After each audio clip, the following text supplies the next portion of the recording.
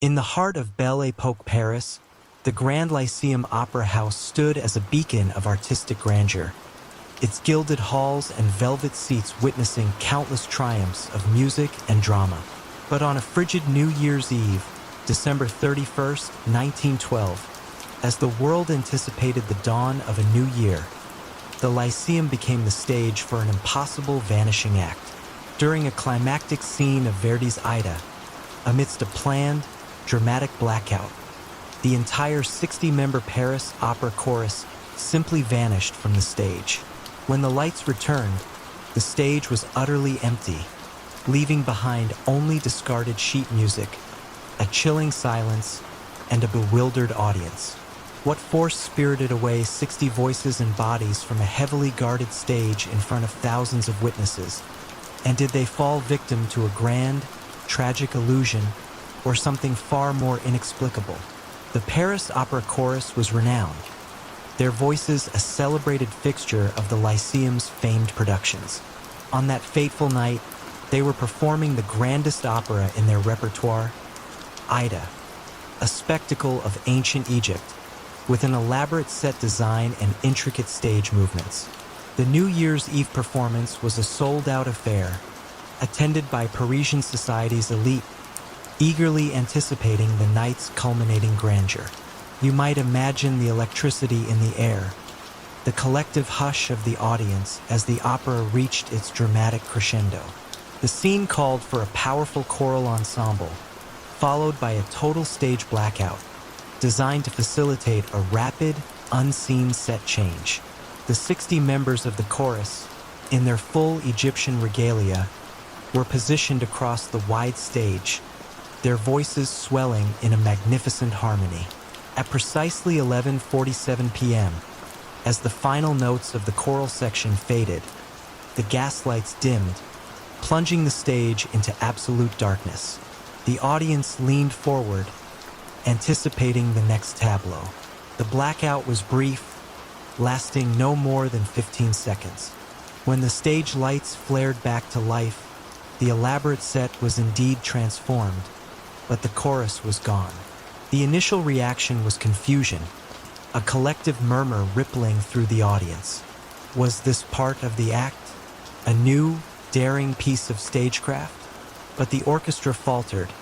The lead singers on stage looked around with dawning horror, and the stage manager, usually a figure of calm control, rushed onto the empty stage shouting. Panic quickly set in. An immediate search of the opera house began. Every dressing room, every corridor, every hidden nook and cranny of the vast building was scoured. The stage itself was a fortress during performances. All exits from the stage were locked from the inside to prevent unauthorized access, and key personnel were stationed at each. Yet, there was no sign of forced entry, no broken locks, no discarded costumes in a frantic escape.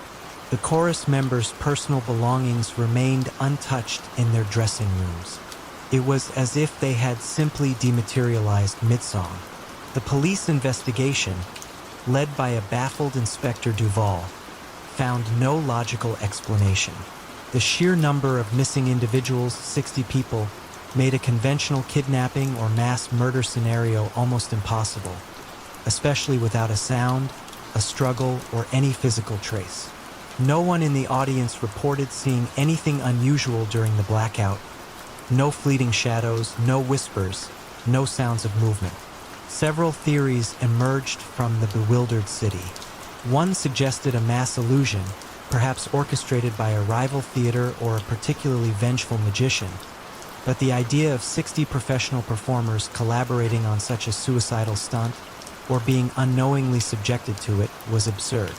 Others whispered of a shared hallucination among the audience, but the consistent reports from ushers, stagehands, and the orchestra members themselves quickly dispelled this. A more chilling theory proposed a secret passage, a hidden catacomb beneath the opera house, somehow activated during the blackout, leading the entire chorus to an unknown fate. But generations of architects and engineers had mapped the Lyceum, and no such large-scale, concealed exit was ever found despite exhaustive searches. The foundations were solid, the sub-basement floors undisturbed. The most fantastical ideas spoke of a temporal anomaly, a momentary rip in the fabric of time or space, perhaps triggered by the unique combination of the intense energy of the performance, the large number of people, and the turn of the year. Could the chorus have stepped out of 1912 Paris and into another era, another dimension? The Grand Lyceum Opera House never truly recovered its former glory. The stage, where so much beauty had once flourished, now carried the heavy weight of an impossible absence. The mystery of the ghost chorus became a haunting Parisian legend, recounted in hushed tones in cafes and salons. Did the voices of the Paris Opera Chorus simply ascend into the ethereal, or did an unknown force pluck them from their stage, leaving only questions and the enduring silence of their ultimate, inexplicable performance? The Lyceum's gilded walls still guard their secrets, and the questions of that New Year's Eve remain forever unanswered. In the hallowed, hushed halls of the British Museum in London, among countless treasures of antiquity, one artifact stood apart: the Chronos Scepter. For decades, it had rested in the heavily fortified Crypt of Ages, a vault designed to be utterly impenetrable, carved from polished obsidian, a foot-long rod capped by a strange, constantly spinning crystal orb that emitted a faint, almost imperceptible hum. The scepter was said to be an ancient Egyptian relic, believed by some to possess mystical properties connected to time itself. But on the crisp morning of October 27, 1999, as the world prepared for a new millennium, the Chronos Scepter simply vanished from its locked, alarm display case, leaving behind no forced entry, no shattered glass, and no logical explanation. What power spirited away this ancient, yet seemingly active, artifact from the most secure vault on Earth? And did it truly vanish by its own mysterious will, or was it taken by an unseen hand with an impossible method? The Chronos Scepter's origins were shrouded in enigma. Recovered from a previously undiscovered chamber deep within the Giza Plateau in the late 19th century, it was unlike any other Egyptian artifact. Its design, the unusual, self-sustaining rotation of its crystal orb, and the faint, high-pitched hum it reportedly emitted suggested a technology far beyond ancient capabilities. It was a jewel of the British Museum's collection, studied by archaeologists, physicists, and even philosophers who pondered its true nature. You might imagine the solemn atmosphere of the Crypt of Ages, a climate-controlled, steel-reinforced sanctuary beneath the museum's bustling main floors. Access required multiple key cards, biometric scans, and armed guard escorts. The scepter itself was enclosed in a thick, bulletproof glass case, equipped with pressure plates, laser grids, and proximity alarms, all meticulously monitored around the clock. The last security check, performed by a senior guard at 3 a.m., confirmed the scepter was in place, its faint hum a familiar background presence. At 7 a.m., Dr. Eris Thorne, the museum's esteemed curator of antiquities, arrived for his routine morning inspection. He unlocked the series of vault doors, disarmed the various layers of security, and stepped into the quiet chamber. His gaze went immediately to the scepter's display. His breath caught. The case was empty. His initial thought was an alarm malfunction, but the security log showed no breaches, no triggers. The thick glass case was utterly intact, locked from the inside. There were no fingerprints, no dust disturbed on the velvet lining where the scepter had rested. Nothing, only a faint, almost lingering high-pitched hum, so subtle it could have been imagined, hung in the air for a few seconds before dissipating into the heavy silence. Scotland Yard was immediately brought in, followed by agents from MI5 due to the artifact's unique nature and potential implications. Every security protocol was re-examined, every guard interrogated, every square inch of the vault scoured for the minutest clue. The results were always the same: a perfect, impossible absence. The scepter had simply ceased to be there. The prevailing theory of a master thief was quickly deemed inadequate. How could a thief bypass such multi-layered, state-of-the-art security without triggering a single alarm? How could they open a case locked from the inside, remove an object, and then relock it, leaving no physical trace? The logistical challenges were insurmountable, defying known methods of infiltration. If it was an inside job, it required someone with an impossible level of access and an equally impossible means of exiting the vault undetected with a significant, if not massive, object. Another, more intriguing, theory delved into the scepter's alleged mystical properties. Was it not stolen, but rather, did it depart? The lingering hum, often described as an active vibration, fueled speculation that the scepter might have activated its own inherent powers, perhaps teleporting itself or phasing into another dimension. Could its removal be an act of will, a response to the approaching millennium, or an unknown celestial alignment? This explanation, while bordering on the fantastic, gained quiet traction among those who had studied its anomalies. A third, darker hypothesis suggested a clandestine acquisition by a powerful, shadowy organization or government agency.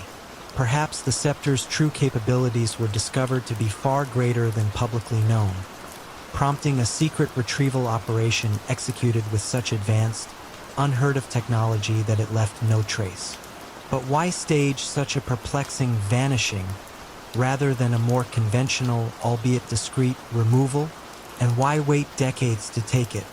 The disappearance of the chronoscepter sent a ripple of quiet apprehension through the world of archaeology and beyond. It was a stark reminder that even in an age of technological advancement and unparalleled security, some mysteries defied all logical explanation. The vault remained empty, a silent testament to an impossible event. Did the chronoscepter truly control time, perhaps using it to slip away into an unknown future or past? Or was it merely an inanimate object, taken by a force so sophisticated and unseen that it redefined the very meaning of vanishing? The silence of the crypt of ages endures, holding the chilling secret of the scepter's ultimate, inexplicable disappearance. On the morning of May 20th, 1927, in the immediate aftermath of Charles Lindbergh's historic transatlantic flight, a modest but exceptionally capable monoplane, the Spirit of Detroit, took off from New York, bound for the same heroic destination, Paris. On board were two seasoned pilots, an acclaimed navigator, and a brave young journalist, all determined to achieve the second successful non-stop transatlantic flight. Just hours into their journey, over the vast, unforgiving expanse of the North Atlantic, the Spirit of Detroit transmitted a single garbled distress call, then vanished without a trace, leaving behind only echoes of their ambition and an enduring question. What befell the Spirit of Detroit and its crew? And did they succumb to the ocean, or were they lost to a more enigmatic fate in the burgeoning age of aviation? The crew of the Spirit of Detroit was a testament to the adventurous spirit of the Roaring Twenties. Captain Robert S. Bob McIntosh and First Officer Joseph Joe Depew were experienced pilots, veterans of early commercial aviation. Their navigator was the brilliant and meticulous Maori Mori, whose calculations were legendary.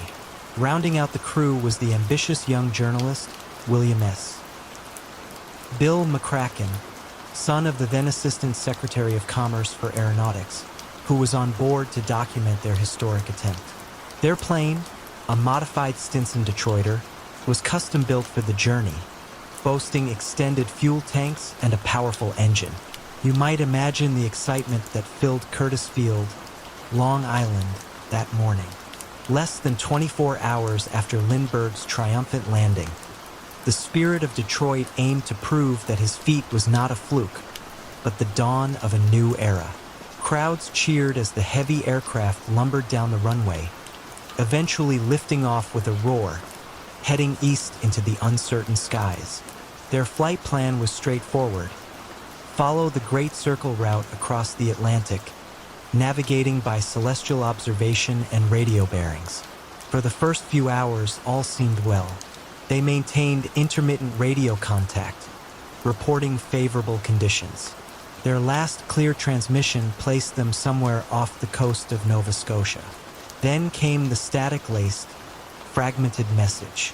It was received by a radio operator in Newfoundland, roughly 4 hours after their departure. The operator strained to hear, but only a few words were discernible. Rough conditions, losing altitude, followed by a burst of static and then chilling silence. No mayday, no urgent plea, just the fading voice of men battling an unseen force, swallowed by the vastness of the ocean. An immediate frantic search was launched, involving ships and planes from the US, Canada, and later European nations. The weather in the North Atlantic, known for its rapid changes, had reportedly deteriorated significantly shortly after their last transmission. Heavy fog and strong headwinds were encountered by other vessels in the area. The prevailing theory was that the Spirit of Detroit had flown into a severe storm, succumbed to its forces, and crashed into the unforgiving ocean. However, the complete lack of wreckage or debris was puzzling. Even in a catastrophic ditching, some flotsam, a life vest, a piece of the wing, a fuel can, would be expected to surface, especially from a plane carrying so much fuel. Search parties scoured the known crash zone for weeks, finding nothing but the endless waves. It was as if the aircraft and its 4 occupants had been vaporized mid-air. The theories surrounding their disappearance began to proliferate. One theory suggested that the plane, laden with fuel, might have suffered an in-flight explosion. While possible, there were no reports of any such event, and the distress call didn't indicate a sudden, catastrophic failure, but rather a struggle with conditions. Another, more intriguing idea proposed that the crew had managed a forced landing on one of the numerous remote, unpopulated islands or ice floes of the North Atlantic. Perhaps they had survived a ditching and were awaiting rescue, stranded in the desolate expanse. But exhaustive aerial surveys of these remote areas, despite their challenges, yielded no sign of life or wreckage. The cold, harsh environment made long-term survival unlikely without immediate rescue. Some even whispered of espionage or sabotage, given the McCracken connection. Was someone attempting to prevent the democratization of transatlantic flight? This theory, while dramatic, lacked any concrete evidence and seemed far-fetched for an era focused more on aviation triumph than clandestine operations.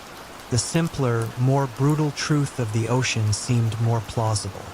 Yet the silence remained the most profound mystery. The absence of any trace, any definitive marker of their fate, left a void. As the months turned into years, the Spirit of Detroit became a cautionary tale of the dangers of early transatlantic aviation, a ghost in the annals of flight. Their ambition, so palpable on that May morning, was swallowed by the same vastness that offered Lindbergh his triumph. What truly happened to Captain McIntosh, First Officer Depew, Navigator Maury, and journalist McCracken? And will the depths of the Atlantic ever relinquish the secret of the Spirit of Detroit's final flight? The silent ocean guards its secrets, and the fate of those brave pioneers remains forever shrouded in the mists of the unknown. In the vibrant, post-war intellectual circles of Oxford, England, in the spring of 1954, a brilliant young cryptographer named Alastair Finch was on the cusp of a groundbreaking discovery.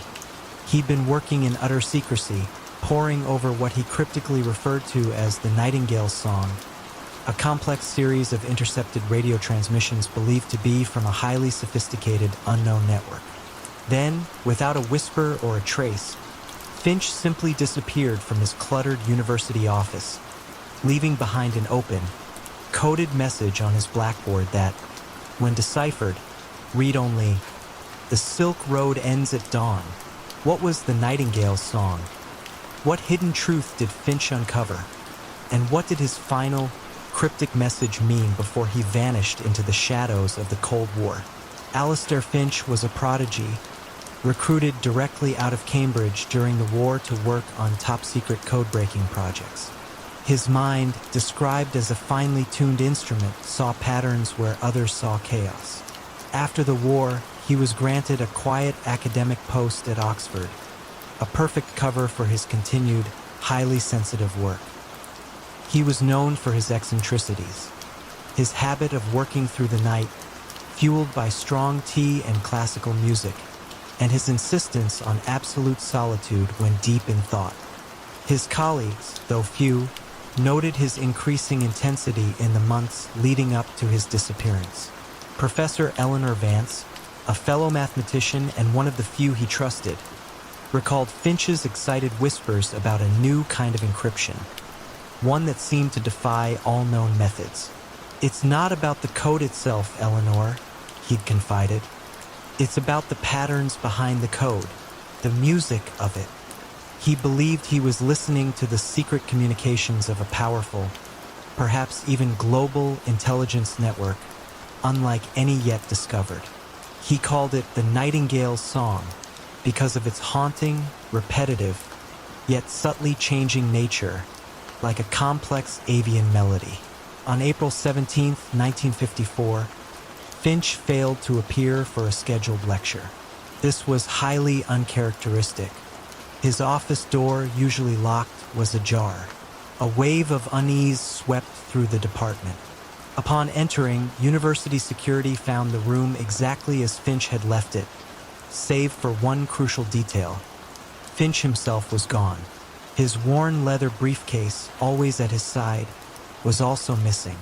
The most striking discovery was his blackboard, covered in a dense array of symbols, equations, and what looked like musical notations.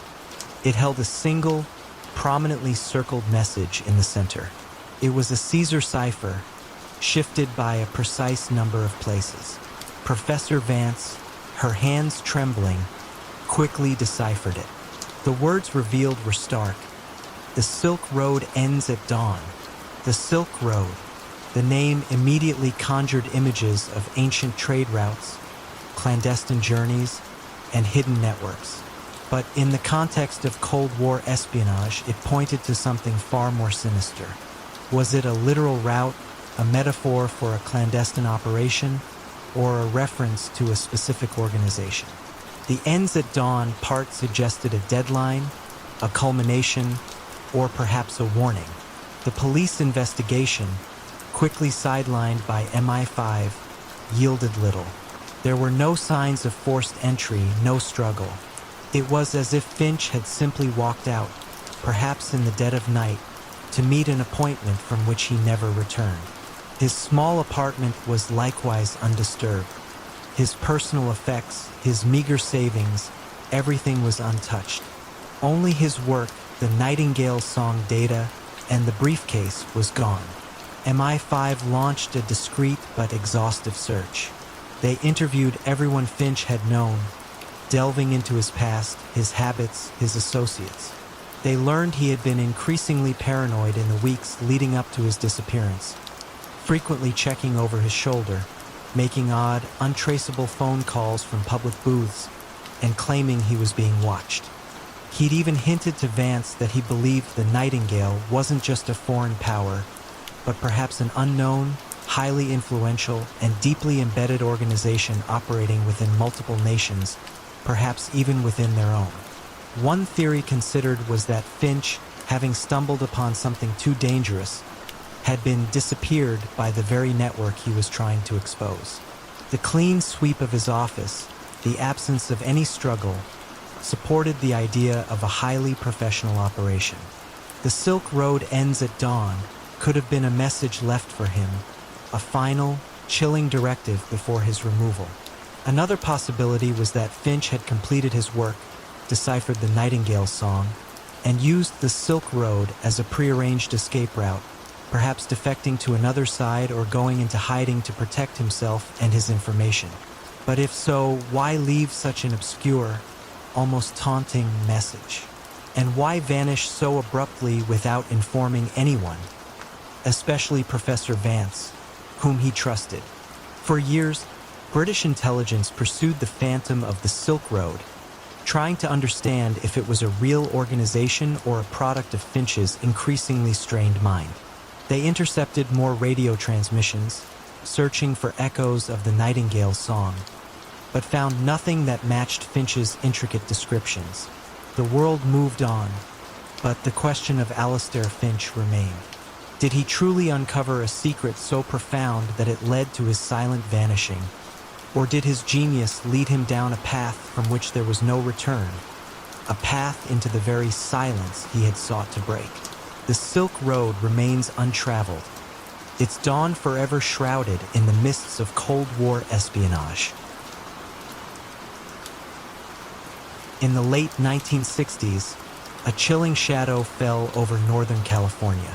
A meticulous and taunting serial killer who adopted the chilling moniker Zodiac embarked on a brutal spree of murders, primarily targeting young couples and a lone taxi driver in the San Francisco Bay Area. But what truly distinguished the Zodiac was not just the horrific nature of his crimes, but his brazen, cryptic letters sent to the press, filled with ciphers and veiled threats, proclaiming himself unstoppable. Who was the Zodiac killer, and how did he manage to evade capture for decades, leaving behind a terrifying legacy of unsolved murders and a chilling trail of uncracked codes? The Zodiac's reign of terror officially began on December 20th, 1968, when 17-year-old David Faraday and 16-year-old Betty Lou Jensen were shot to death in their parked car on Lake Herman Road in Benicia, California.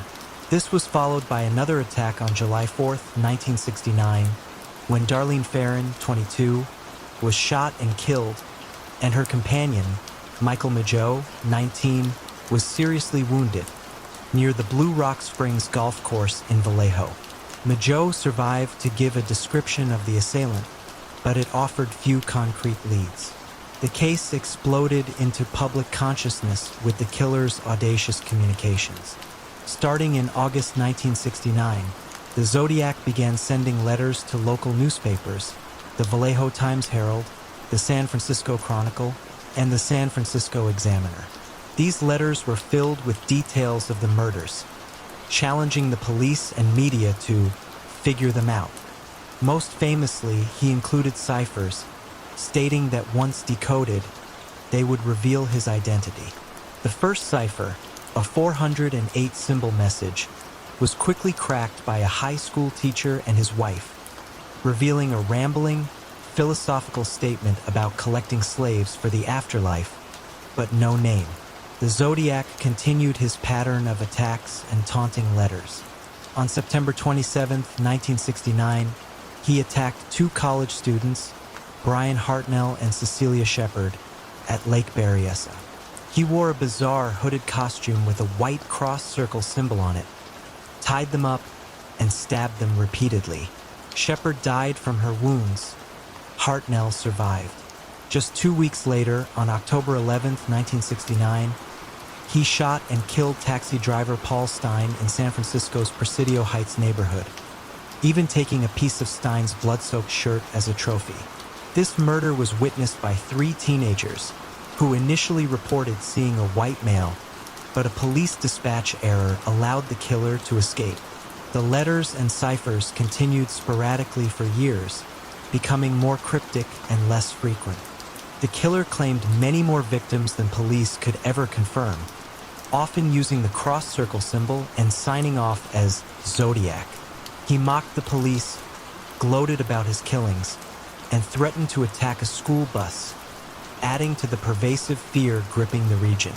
One of his longest and most complex ciphers, the 340 cipher, remained unsolved for 51 years until it was finally cracked by a team of amateur codebreakers in December 2020. This cipher also contained no explicit identity, only more disturbing rhetoric. The investigation was massive, spanning multiple law enforcement agencies, but proved incredibly frustrating. Ballistics linked some of the murders, but the physical evidence was scant. Eyewitness accounts were inconsistent or vague. The Zodiac's ability to appear and disappear, seemingly without a trace, baffled detectives. The cryptic nature of his communications, while providing a unique window into his mind, offered few tangible leads to his real-world identity. Over the decades, countless suspects have been investigated, from Arthur Lee Allen, a prime suspect for many years due to circumstantial evidence, but whose DNA and fingerprints did not match, to other individuals whose lives were scrutinized by police and amateur sleuths alike. The case has become a cultural phenomenon, inspiring films, books, and documentaries, and fueling a dedicated community of zodiologists who continue to pore over every detail. The official victim count remains at 5 confirmed murders, with 2 survivors, though the Zodiac himself claimed to have killed as many as 37. The last confirmed letter from the Zodiac was received in 1974, though some experts believe he may have sent others. He simply faded away, disappearing as mysteriously as he emerged, leaving behind a chilling void. The identity of the Zodiac Killer remains one of the most compelling and agonizing cold cases in history. Will the true identity of the man behind the terrifying ciphers ever be known, finally bringing closure to the families of his victims and peace to the communities he terrorized? In August 1587, a group of English colonists, led by Governor John White, arrived on Roanoke Island, off the coast of present-day North Carolina, with the ambitious goal of establishing the first permanent English settlement in the New World. Just 3 years later, when White finally returned, the entire colony of over 100 men, women, and children had vanished without a trace, leaving behind only 2 cryptic clues: the word Croton carved into a post, and sorrow etched into a tree. What became of the lost colony of Roanoke? And why has their disappearance remained one of America's oldest and most baffling historical enigmas? The journey to Roanoke was fraught with difficulties from the start. The original plan was to settle in the Chesapeake Bay area, but the ship's pilot, Simon Fernandez, insisted on dropping the colonists off at Roanoke, an earlier failed settlement attempt. Governor White, a skilled artist, established the colony, but soon realized they needed more supplies from England. He sailed back, promising to return quickly. However, the Anglo-Spanish War and the Spanish Armada delayed his return for an agonizing 3 years.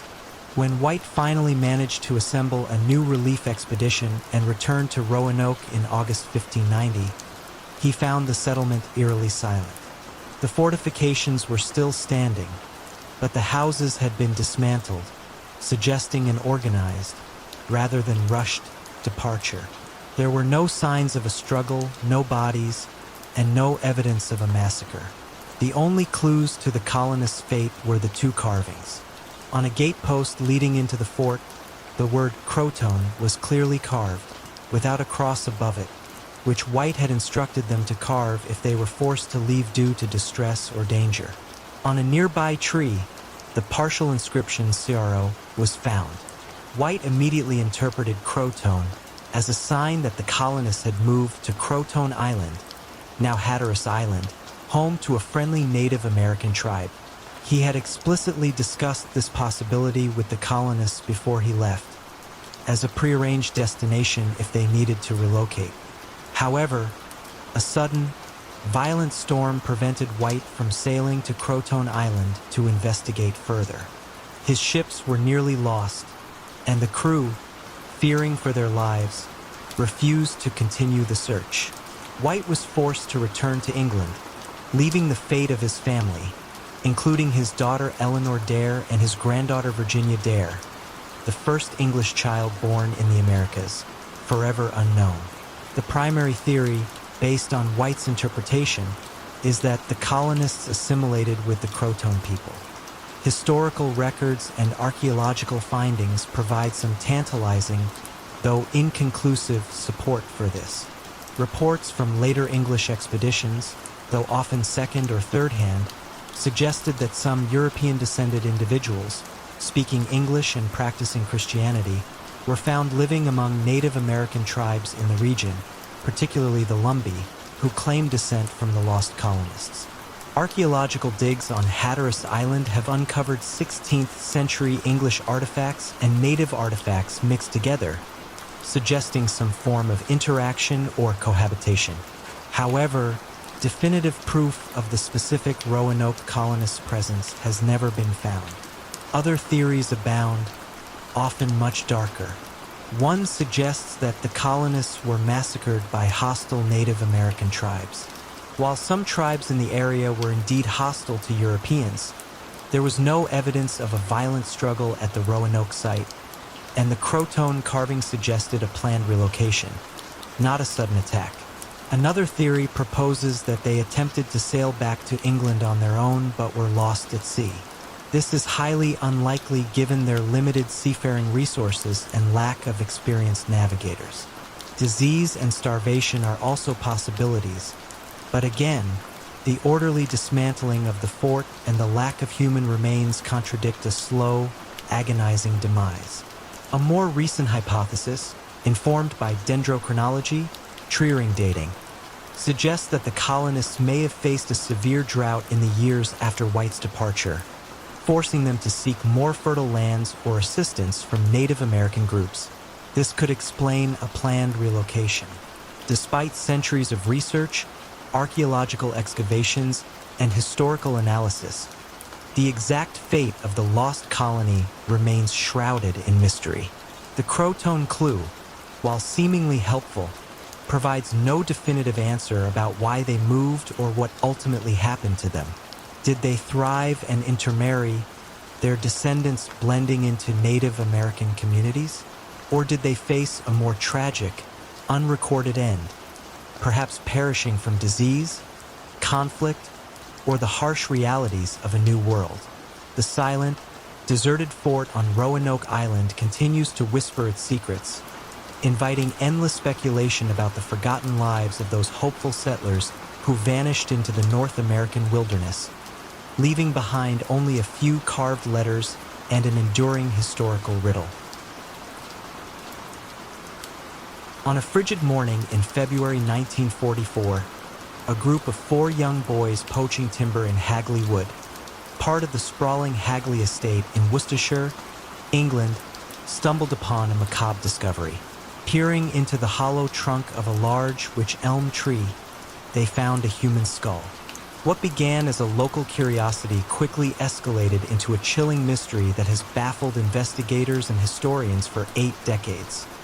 Who was Bella, the woman found secreted away in the tree, and who put her there, leaving behind a cryptic question that would plague the region for years? Who put Bella in the wych elm? The initial discovery was made by Robert Hart, Thomas Willits, Fred Payne, and Bob Farmer. They had intended to hunt for birds' nests, but instead encountered something far more sinister. Fearing they were trespassing and knowing they were engaged in poaching, they initially kept their discovery a secret, but eventually the youngest, Thomas Willits, confided in his parents. The police were informed, and the remains were recovered from the tree trunk. The ensuing examination revealed a grisly scene. Inside the hollow elm, along with the skull, police found an almost complete skeleton, a tattered piece of taffeta fabric, a gold wedding ring, and a shoe.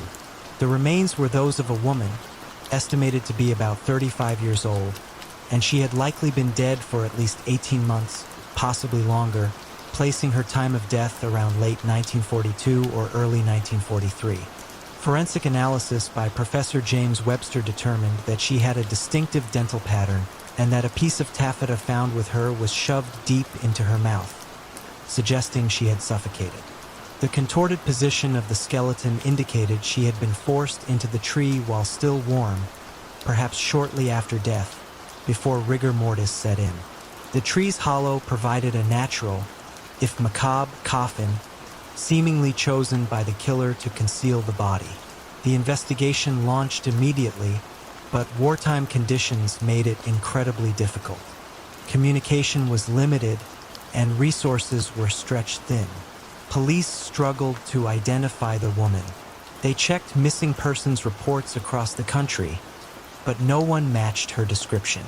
The gold wedding ring offered a tantalizing clue, suggesting she was married, but without a name, it led nowhere.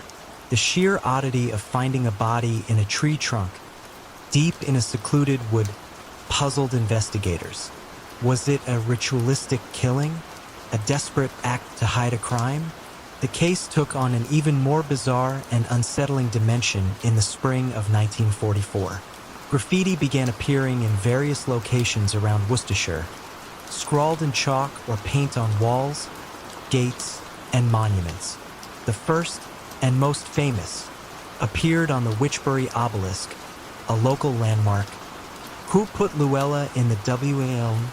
The spelling of the name varied in subsequent messages, sometimes Bella, sometimes Lula, but the question remained the same, direct and accusatory. Who put Bella in the WAL?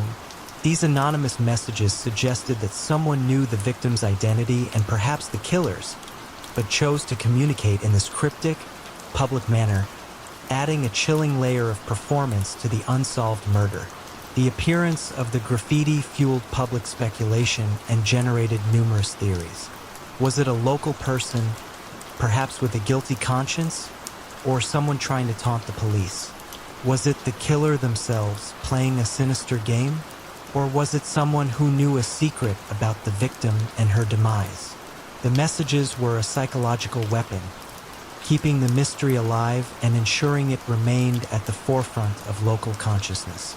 Over the decades, various theories have been proposed to explain Bella's identity and the circumstances of her death.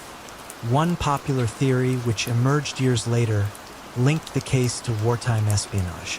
It suggested that Bella was a German spy, possibly a Dutch woman named Clara Dronkers or a cabaret singer named Una Mossop, who was parachuted into England but then betrayed and killed by fellow agents or by a British spy.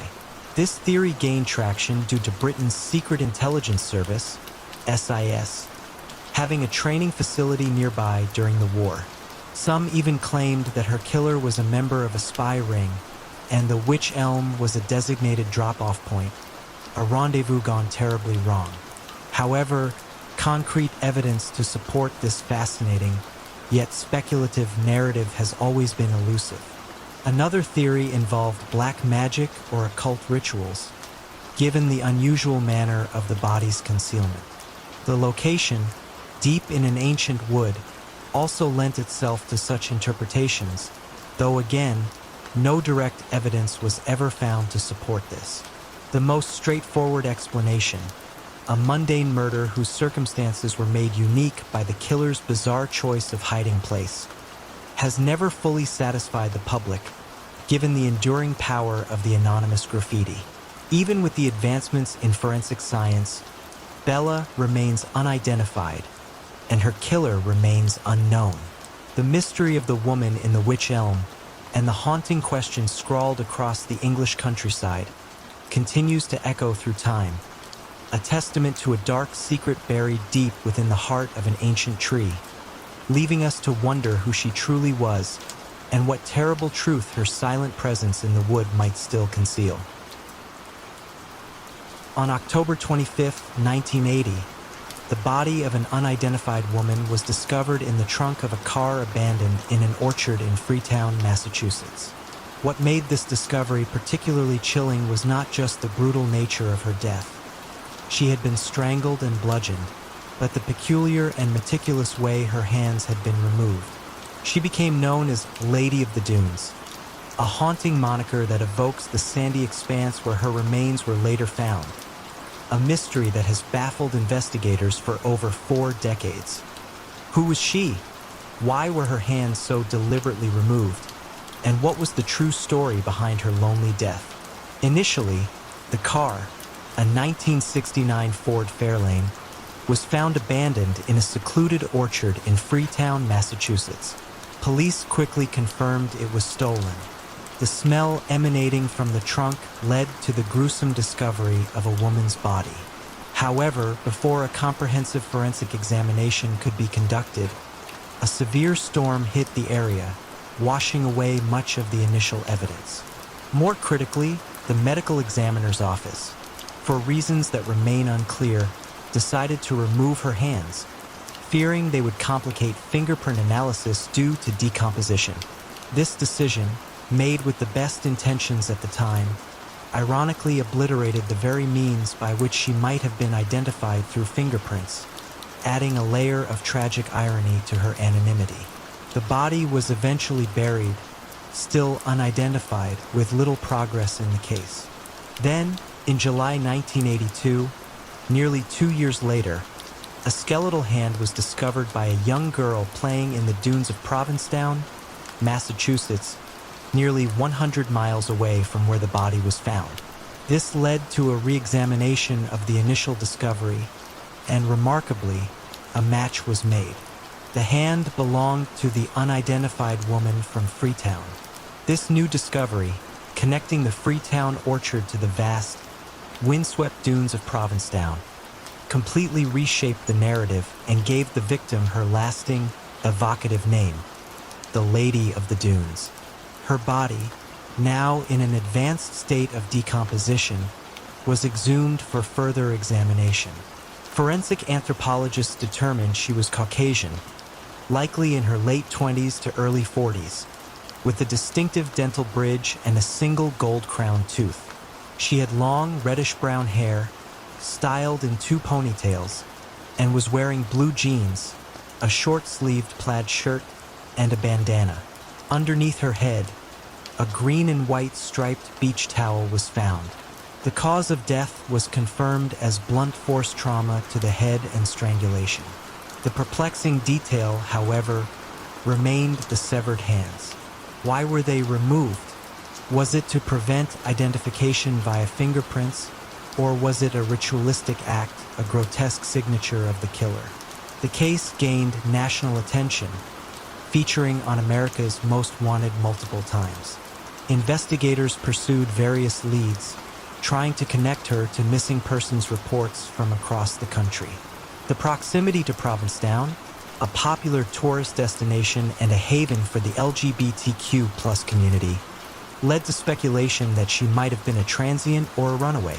The fact that her hands were removed suggested a killer who was either sophisticated in their efforts to conceal identity or deeply disturbed. One intriguing, yet ultimately inconclusive, lead emerged years later. In 2010, the notorious gangster Whitey Bulger's longtime girlfriend, Catherine Gregg, was identified through DNA as being related to the Lady of the Dunes. This was later debunked as an error, but the brief connection to such a high-profile criminal added to the mystique of the case. More recently, in 2022, advances in genetic genealogy allowed the FBI to identify the Lady of the Dunes as Ruth Marie Terry, a 37-year-old woman from Tennessee who had been reported missing in 1980. This breakthrough, made possible by comparing her DNA to publicly available genealogy databases, finally gave her back her name. With her identity finally revealed, the focus shifted to finding her killer. Terry had traveled from Tennessee, often living a transient life and working odd jobs. Her family stated she had been in touch briefly in 1980, but then suddenly stopped communicating. The circumstances surrounding her death, particularly the deliberate removal of her hands and the 2 separate burial locations, remain shrouded in mystery. The identity of her killer is still unknown. Was it someone she met while traveling? Was it connected to her transient lifestyle or a more personal, hidden secret? The revelation of Ruth Marie Terry's name has provided a critical piece of the puzzle, but the full story of her final days and the monstrous act that ended her life remains elusive. The Freetown and Provincetown woods and dunes continue to hold the silent truth of her last moments, leaving us to wonder what dark events unfolded before she became the enigmatic Lady of the Dunes. And who was responsible for her tragic, disfiguring end? In December of 1900, on the remote and windswept Flannan Isles. Off the west coast of Scotland, 3 lighthouse keepers, Thomas Marshall, James Duckett, and Donald MacArthur, vanished without a trace. Their disappearance from the Eilean Mor Lighthouse, an isolated beacon of safety for ships navigating the treacherous North Atlantic, has baffled maritime experts and mystery enthusiasts for over a century. What inexplicable event led to the complete vanishing of these experienced men, leaving behind only an eerie silence and a meticulously recorded, yet deeply puzzling final log entry? The alarm was first raised by the steamer Archtor on December 15, 1900, which reported that the Eilean Mor Light was not operating. This was highly unusual. The lighthouse was typically maintained with scrupulous care. Due to severe storms, a relief vessel, the Hesperus, was unable to reach the island until December 26. When it finally arrived, Joseph Moore, the relief keeper, rowed ashore, his unease growing with every stroke. As he approached the landing, he noted that the flagpole was bare, no flag flying to greet them. A chilling silence hung over the island, broken only by the mournful cries of seabirds. Moore ascended the steep steps to the lighthouse. The main door was unlocked, a significant breach of protocol for lighthouse keepers who prided themselves on their vigilance. Inside, he found an unsettling scene. A half-eaten meal sat on the table in the kitchen, as if the men had been interrupted mid-sentence. A chair was overturned. In the living quarters, beds were unmade, and the clock had stopped. Most disturbingly, 2 sets of oilskins, waterproof outerwear, were missing, but 1 set remained. This detail immediately struck Moore as odd. Why would one man venture out into a severe storm without his protective gear, especially when 2 others had donned theirs? The logbook, however, provided the most cryptic clues. The entries, kept by principal keeper Thomas Marshall, painted a grim picture of escalating bad weather and increasing distress. On December 12th, Marshall recorded gale, northwest, 9, referring to a strong gale. He then noted, chillingly, James Duckett irritable, third-hand MacArthur crying. This was highly uncharacteristic behavior for experienced seamen. MacArthur, known as a tough, seasoned mariner, crying in a lighthouse during a storm seemed utterly out of place. The next entry, on December 13th, recorded that the storm continued and that all 3 men were praying. The final entry, dated December 15th, the day the Archtor reported the light out, simply stated, "Storm ended, sea calm. God is over all." This last entry was particularly perplexing. The weather logs from mainland Scotland indicated no storm of that magnitude between December 12th and 15th, let alone one that would justify such extreme reactions from the keepers or a sudden end to a tempest that had allegedly kept the Archtor from approaching. An official investigation, led by Robert Muirhead, superintendent of the Northern Lighthouse Board, meticulously combed the island. They found no bodies, no signs of a struggle, no evidence of foul play beyond the unexplained absence of the men themselves. The only physical anomalies were a twisted iron railing on the west landing, indicating powerful waves, and a large block of stone displaced from the island's edge. Muirhead concluded that the men were likely swept away by an extraordinary wave or freak storm surge while securing equipment on the landing stage. He theorized that 2 men had gone out to secure something, and the third, perhaps rushing to their aid, was also caught. However, this explanation struggles to reconcile with the logbook entries and the missing oilskins. Why would one man leave without his protective gear? Why the distress and prayer for a storm that seemingly didn't occur according to other records? And if it was an extraordinary wave, where were the bodies or any debris from their struggle? Over the years, numerous theories have emerged to explain the Flannan Isles mystery. Some speculate about a sudden, rogue wave of immense power, while others consider more dramatic possibilities. A monstrous sea creature, an abduction by foreign spies, or even a collective psychological breakdown induced by the isolation, a shared hallucination or madness that led them to their deaths. The most chilling thought is that they witnessed something so terrifying, so unspeakable, that it drove them to their frantic, fatal flight into the storm. Despite exhaustive investigations, the disappearance of the Flannan Isles lighthouse keepers remains an enduring maritime enigma. The lighthouse still stands, its automated light now piercing the darkness, a silent sentinel guarding the secret of the three men who vanished into the wild, unpredictable embrace of the North Atlantic, leaving behind only a few unsettling clues and a chilling final message that defied all reason. On the eve of Thanksgiving, November 24, 1971, a man identifying himself as Dan Cooper boarded Northwest Orient Airlines Flight 305 from Portland to Seattle. What began as a routine flight soon became one of the most baffling disappearances in American history, leaving behind only a name, a tie clip, and a lingering question. Who was this elusive skyjacker, and where did he go after he leapt into the stormy night sky? The man, described as being in his mid-40s, wearing a dark suit, trench coat, and dark glasses, calmly settled into seat 18C. He ordered a bourbon and soda and lit a cigarette. Shortly after takeoff, he handed a note to Florence Schaffner, a flight attendant. She initially tucked it away, assuming it was a businessman's attempt at flirtation. "Miss, you'd better look at that note. I have a bomb," he stated in a quiet, measured voice, prompting her to open it. Inside, handwritten in neat, block letters, was the chilling declaration.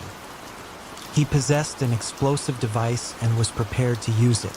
To underscore his point, he opened his briefcase just enough for Schaffner to glimpse a tangle of wires, red sticks, and a large cylindrical object. It was a terrifying, yet strangely subdued, revelation. Cooper's demands were precise: $200,000 in $20 bills and 4 parachutes, 2 main and 2 reserve. Upon landing at Seattle-Tacoma International Airport, the plane was guided to a secluded area of the tarmac. The requested items were delivered, and in return, Cooper allowed all 36 passengers and 2 flight attendants to disembark. He kept only the pilot, co-pilot, and Florence Schaffner and Tina Mucklow, 2 flight attendants, aboard. As the fuel tanks were refilled, Cooper laid out his final, audacious instructions. The plane was to take off again, headed for Mexico City, but at an unusually low altitude of 10,000 feet, a slow speed of around 100 knots, and with the landing gear extended. Furthermore, the cabin was to remain unpressurized, and the aft air stairs, located at the rear of the Boeing 727, were to be operable. As the modified flight path began, with the landscape below shrouded in darkness and a relentless rain, Cooper instructed Mucklow to join the cockpit crew and remain there. Alone in the rear of the aircraft, he methodically prepared for his escape. Around 8:13 p.m., somewhere over southwestern Washington, perhaps near Lake Merwin, the cockpit crew observed a subtle change in cabin pressure and a warning light indicating the aft air stairs had been deployed. Cooper, carrying the ransom money and wearing one of the parachutes, had vanished into the tempestuous night. The immediate aftermath was a whirlwind of confusion and an unprecedented manhunt. Federal agents swarmed the suspected jump zone, a rugged, forested area. The FBI launched an exhaustive investigation, codenamed Norjack, Northwest Hijack, interviewing thousands of people, following countless leads, and sifting through every detail. Yet, despite one of the largest and longest-running searches in FBI history, D.B. Cooper, as the media had mistakenly dubbed him after an early news report confused the suspect's name with another D.B. Cooper from a related but unconnected case, remained an enigma. No body was ever found, no parachute, no briefcase. It was as if he had simply dissolved into the elements. Years passed with no significant breakthroughs. Then, in February 1980, nearly a decade after the daring jump, a young boy on vacation with his family along the banks of the Columbia River, near Vancouver, Washington, stumbled upon a discovery that reignited the mystery. Lying partially buried in the sand were 3 bundles of $20 bills, totaling $5,800. The serial numbers matched the ransom money given to Cooper. This tantalizing clue, however, only deepened the puzzle. How did the money end up there? Was it dropped during the jump, or had it been carefully buried and later uncovered by erosion? The condition of the bills, largely disintegrated and clinging to rubber bands, suggested they had been exposed to water and weather for a considerable time. The discovery prompted new theories. Perhaps Cooper had survived the jump but later succumbed to injuries or the elements, and the money had drifted downriver. Or, did he intentionally drop a portion of the money to mislead authorities? A final cunning act? The rugged terrain, the high altitude, and the harsh weather conditions of that November night made survival seem highly improbable. Yet the absence of any remains kept hope, and indeed, the mystery alive. Was D.B. Cooper a highly skilled outdoorsman, an ex-military paratrooper who managed to execute a perfect escape against all odds? Or was he simply a desperate man who met an unseen end in the wilderness, leaving behind only the fleeting legend of the skyjacker who vanished? The questions continue to echo, even as the cold case file sits silently in the archives, a testament to one of America's most enduring unsolved puzzles. In the crushing, lightless depths of the Pacific, where the Earth's crust folds into its deepest abysses, a marvel of human ingenuity, the bathyscaphe, the Hadal Explorer, was on its pioneering mission. Launched in the summer of 1973, this state-of-the-art submersible, designed to withstand pressures unimaginable, carried a 3-person crew: the brilliant oceanographer Dr. Evelyn Reed, the seasoned pilot Captain Miles O'Connor, and the meticulous systems engineer Dr. Kenji Tanaka, into a newly discovered subtrench of the Mariana, the Challenger's Chasm. During a live video transmission, deep in the chasm, the feed abruptly pixelated and died. When the surface vessel attempted retrieval, they found the primary umbilical cable, designed to be unbreakable, perfectly severed, its end a smooth, surgical cut. The submersible and its crew were simply gone, leaving no debris, no distress signal, and no logical explanation for their complete and utter disappearance from the deepest point on Earth. The Hadal Explorer was the culmination of decades of deep-sea engineering. Its spherical titanium pressure hull was rated for depths beyond any previously explored, its lights designed to pierce the eternal midnight of the abyss, and its robotic arms capable of delicate sample collection. The primary umbilical cable, a composite of steel, fiber optics, and power lines, was its lifeline, connecting it to the surface vessel, the Pioneer, which monitored its every move and provided essential power. Dr. Reed's mission was audacious: to explore potential chemosynthetic ecosystems and geological formations never before seen by human eyes. You might imagine the hushed tension in the Pioneer's control room, the flickering monitors displaying grainy video from 7 miles below, the steady ping of the sonar tracking the Hadal Explorer's slow descent. Dr. Reed's voice, relayed through the cable, was filled with scientific wonder, describing bizarre, luminescent creatures and impossibly ancient rock formations. The last clear transmission, received just moments before the incident, reported unusual seismic activity in the chasm, a low, resonant rumble that seemed to emanate from the very bedrock. At precisely 14:17 Universal Time Coordinated, during a visual sweep of a previously uncharted cavern, the video feed from the Hadal Explorer flickered violently, displaying a chaotic burst of static, then froze on a single, corrupted frame of what appeared to be an impossibly large, indistinct shape, before going completely black. Simultaneously, the tension on the umbilical cable plummeted to zero.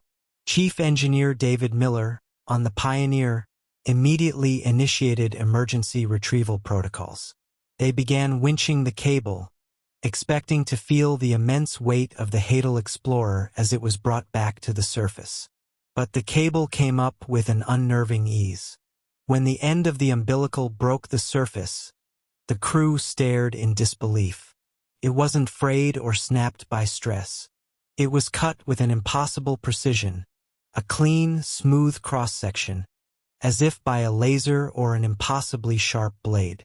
There was no deformation, no signs of crushing, no metal fatigue.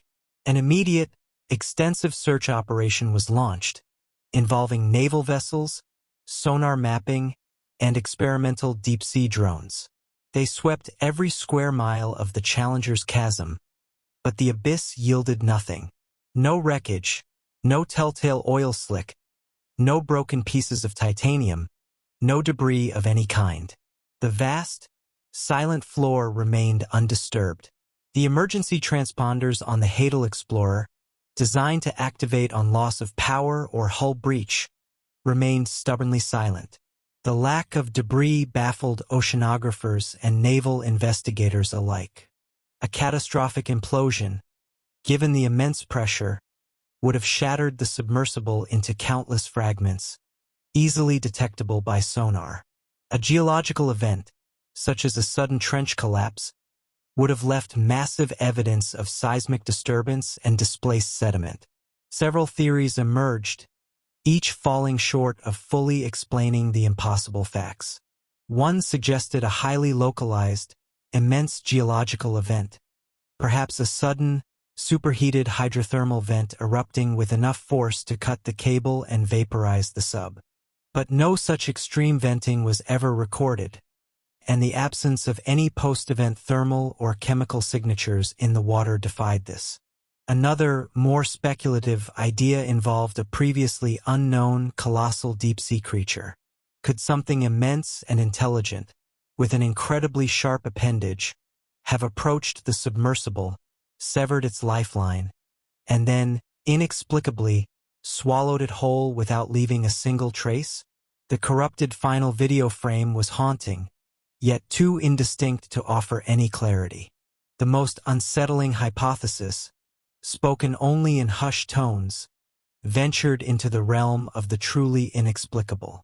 Given the precise cut of the cable and the complete absence of any physical remnants, could something beyond human comprehension, a naturally occurring anomaly, an unknown energy field, or even an intelligent, non-human entity existing at those depths, have taken the Hadal Explorer? The clean, surgical nature of the cut implied an intention, a precision, that seemed almost deliberate. The disappearance of the Hadal Explorer and its crew remains one of the most profound and chilling mysteries of deep-sea exploration. The Mariana Trench, already a place of awe and fear, gained a new, unsettling layer of enigma. What secrets did the Challenger's chasm truly hold, and did Dr. Reed, Captain O'Connor, and Dr. Tanaka vanish into an unprecedented geological event, or into the silent, watchful maw of something far more profound and unknown, forever swallowed by the deepest point on Earth? The abyss guards its secrets, and the questions of the Hadal Explorer's ultimate fate continue to echo in the crushing silence of the ocean's floor. In the vast, unforgiving expanse of the Siberian wilderness, the Trans-Siberian Railway, a lifeline of the Soviet Union, carried its passengers and cargo across immense distances.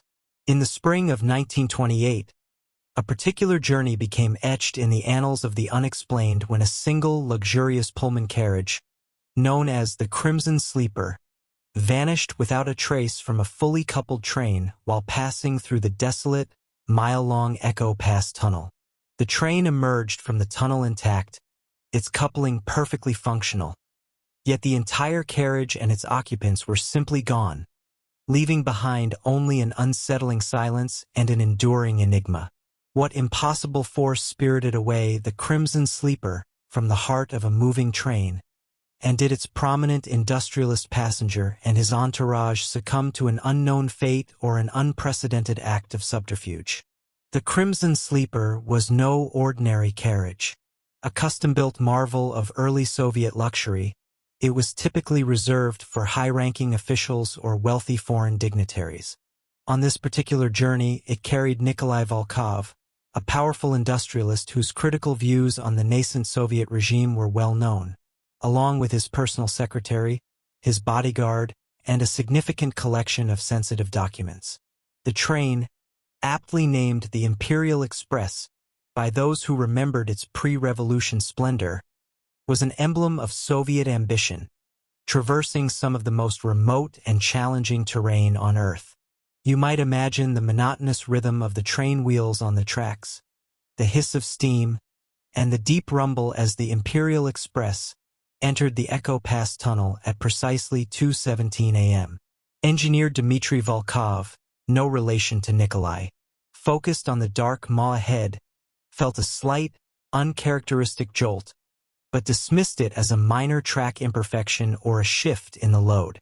The tunnel, carved through solid granite, was notorious for its deep, resonant echoes and its utter isolation. There were no ventilation shafts, no side passages, no hidden exits.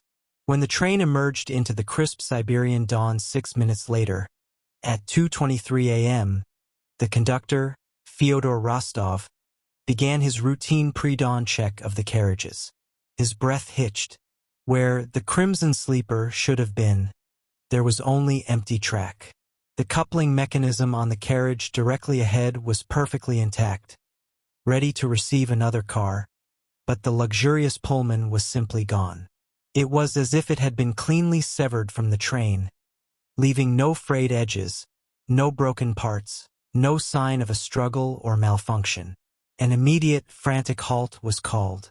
The train was backed slowly through the tunnel, its powerful headlights piercing the darkness. But the Echo Pass tunnel was empty. Not a shard of glass, not a splinter of wood, no scorch marks, no debris of any kind.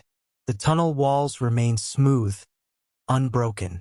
The passengers in the carriage directly in front of the vanished sleeper car swore they felt no impact, heard no explosion, nothing beyond the familiar sounds of the train. The Soviet authorities, typically quick to blame counter-revolutionaries or foreign spies, found themselves utterly baffled. The prevailing theory of espionage or political abduction was initially floated, given Volkov's status. But how could a heavy train car, weighing many tons, be removed from a sealed tunnel without leaving a trace? It defied known physics and engineering. No secret exits or hidden side tunnels were ever discovered, despite exhaustive geological surveys. Another, more unsettling, idea considered a catastrophic yet silent structural failure or an unknown phenomenon. Perhaps an instantaneous disintegration?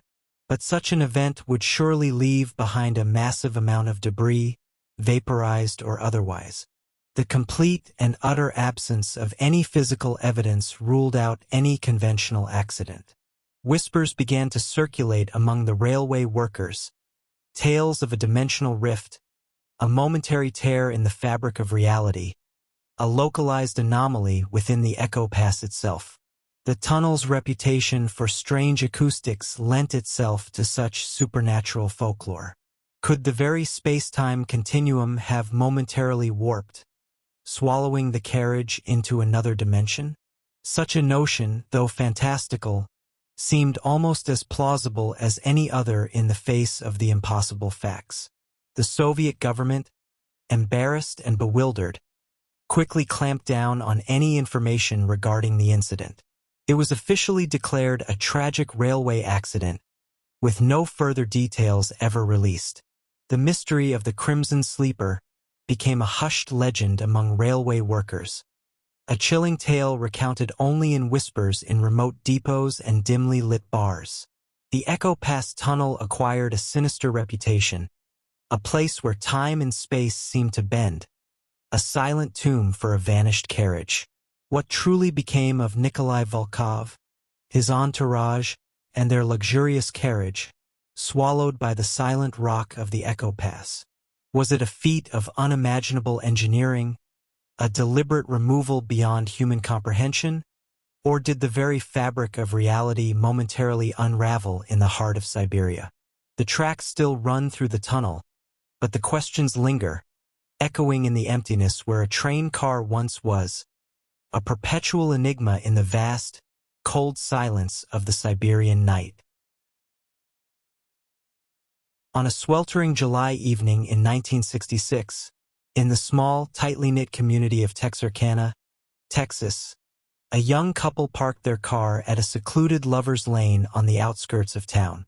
What began as an innocent, romantic encounter quickly turned terrifying when they were accosted by an unknown assailant who, after a struggle, vanished into the humid night, leaving the couple traumatized but, remarkably, alive. This chilling incident marked the beginning of the Texarkana Moonlight Murders, a series of brutal attacks that terrorized the town over the next 10 weeks, committed by an elusive figure known only as the Phantom Killer. Who was the Phantom, and how did he manage to terrorize an entire community before seemingly disappearing as mysteriously as he arrived? The initial attack on July 4th, though horrific, was just a prelude.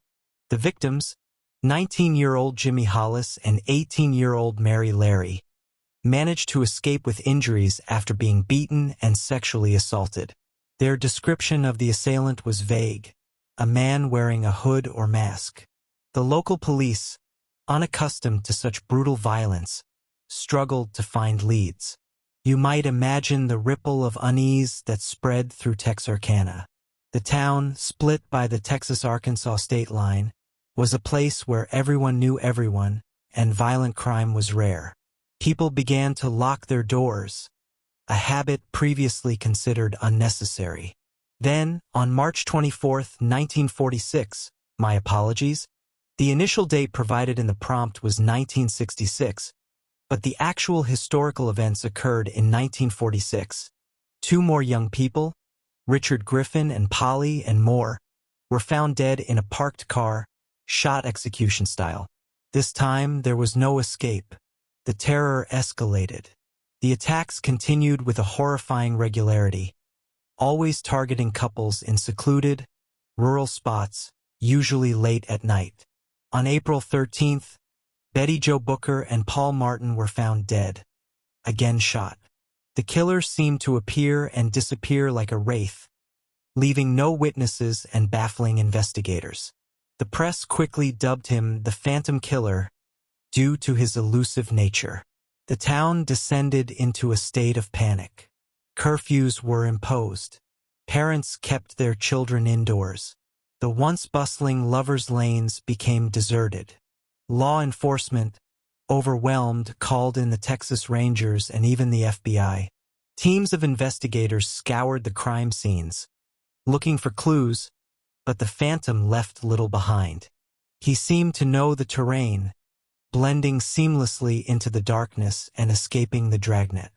A significant, yet still frustrating, lead came on May 3rd. Virgil and Katie Starks were attacked in their isolated farmhouse. Virgil was shot dead, but Katie, though critically wounded, survived. This marked a departure from the previous attacks, as it was in a private residence, not a parked car. Katie's description of the attacker was vague, but she mentioned a hooded figure, consistent with earlier accounts. This was the last known attack attributed to the Phantom. Despite the intensity of the investigation, a breakthrough never came. Investigators pursued numerous suspects, each time hitting a dead end. One prominent suspect was Yowell Swinney, a local car thief with a history of violence. His wife even confessed that he was the killer, providing details only the perpetrator would know. However, her testimony was deemed unreliable due to contradictions, and she later recanted. Swinney was eventually imprisoned for other crimes, but never definitively linked to the Phantom murders, though many still believe he was the culprit. The mystery of the Phantom Killer lies in his uncanny ability to evade capture. Was he a local, intimately familiar with the back roads and hidden paths of Texarkana? Or was he a transient, passing through, unleashing a brief reign of terror before moving on to another unsuspecting town? The fact that the attacks abruptly ceased after the Starks case suggested either he was finally apprehended, but never publicly charged with these crimes, or he simply left the area, satisfied with his gruesome work, or perhaps fearing that Katie Stark's survival meant his capture was imminent. The tools of the killer were rudimentary: a .32 caliber pistol and, later, a shotgun. The motives were never clear, though sexual assault was a component of some attacks. There was no apparent pattern to the victims beyond them being young couples in secluded areas, except for the Starks, who were older and attacked at home. The Texarkana moonlight murders left an indelible scar on the town's psyche.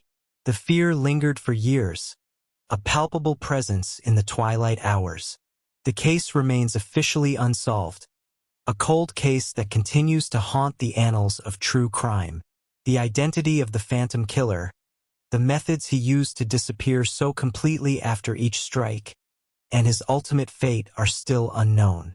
Did he truly vanish into the night, a phantom forever, or did he simply become another face in the crowd, living out his days in quiet anonymity, leaving Texarkana to forever wonder about the monster that stalked its moonlit lanes? The questions echo through the decades, a chilling testament to a killer who struck like a ghost and then, just as suddenly, was gone.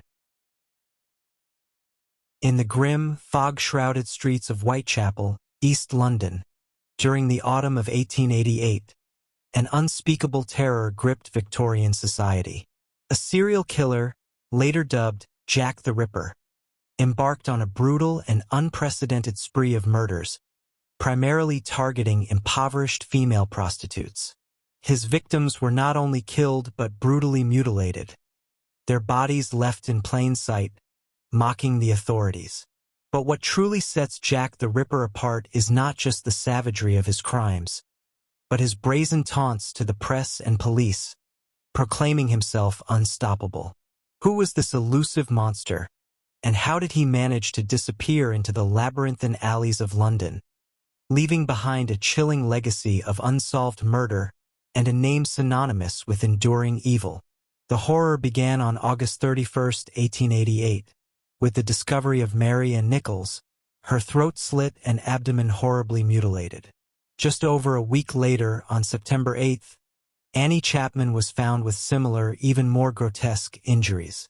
The speed and savagery of these attacks, combined with the surgical precision of the mutilations, sent shockwaves through the capital. The most infamous night, known as the Double Event, occurred on September 30th. Elizabeth Stride was found with her throat cut in Berner Street, but without the abdominal mutilations, leading some to believe the killer was interrupted. Less than an hour later, the body of Catherine Eddowes was discovered in Mitre Square, her throat also cut, but her face mutilated and internal organs removed. This immediate escalation, demonstrating an almost supernatural ability to strike twice in quick succession and disappear, magnified the terror. The final, and arguably most gruesome, canonical murder was that of Mary Jane Kelly on November 9th, whose body was found almost unrecognizably disemboweled and mutilated in her room, suggesting the killer had ample time to carry out his horrific work. What made the Ripper unique was his chilling communication. Letters, purportedly from the killer, began arriving at newspapers and Scotland Yard. The most famous of these, the Dear Boss letter, signed Jack the Ripper, gave the killer his infamous moniker. Another, the From Hell letter, arrived with half a human kidney, believed to be from one of the victims, accompanied by a taunting note. These communications, whether genuine or hoaxes, created an unprecedented media frenzy and a widespread sense of panic. The killer seemed to relish his notoriety, defying the best efforts of the police. The investigation was plagued by numerous challenges inherent to the period. Forensic science was rudimentary. Fingerprinting was not yet systematically used, and DNA analysis was centuries away. Police coordination was poor between different forces and departments. The victims, being prostitutes, often received less attention from a prejudiced society, and the sheer number of false leads, anonymous tips, and hoaxes overwhelmed investigators. The dark, sprawling urban landscape of Whitechapel, with its narrow, unlit streets and dense population, provided countless hiding places and escape routes.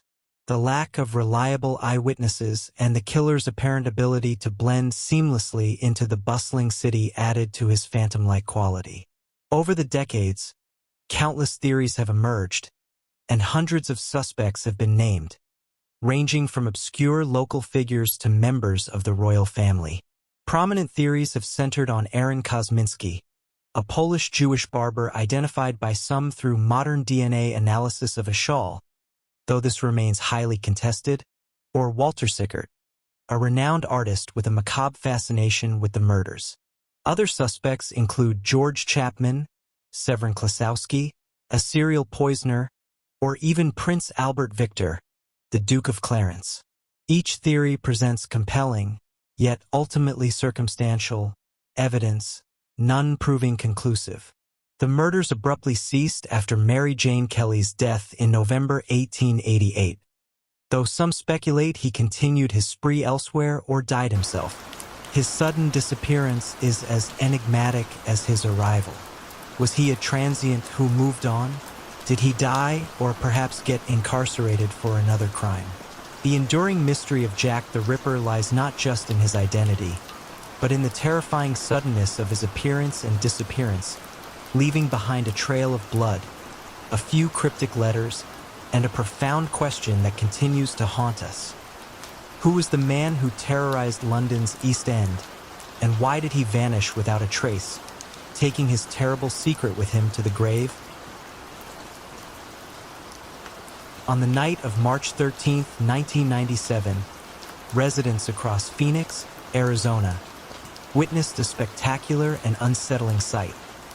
A series of silent, unblinking lights, forming a vast V-shape, slowly traversing the night sky.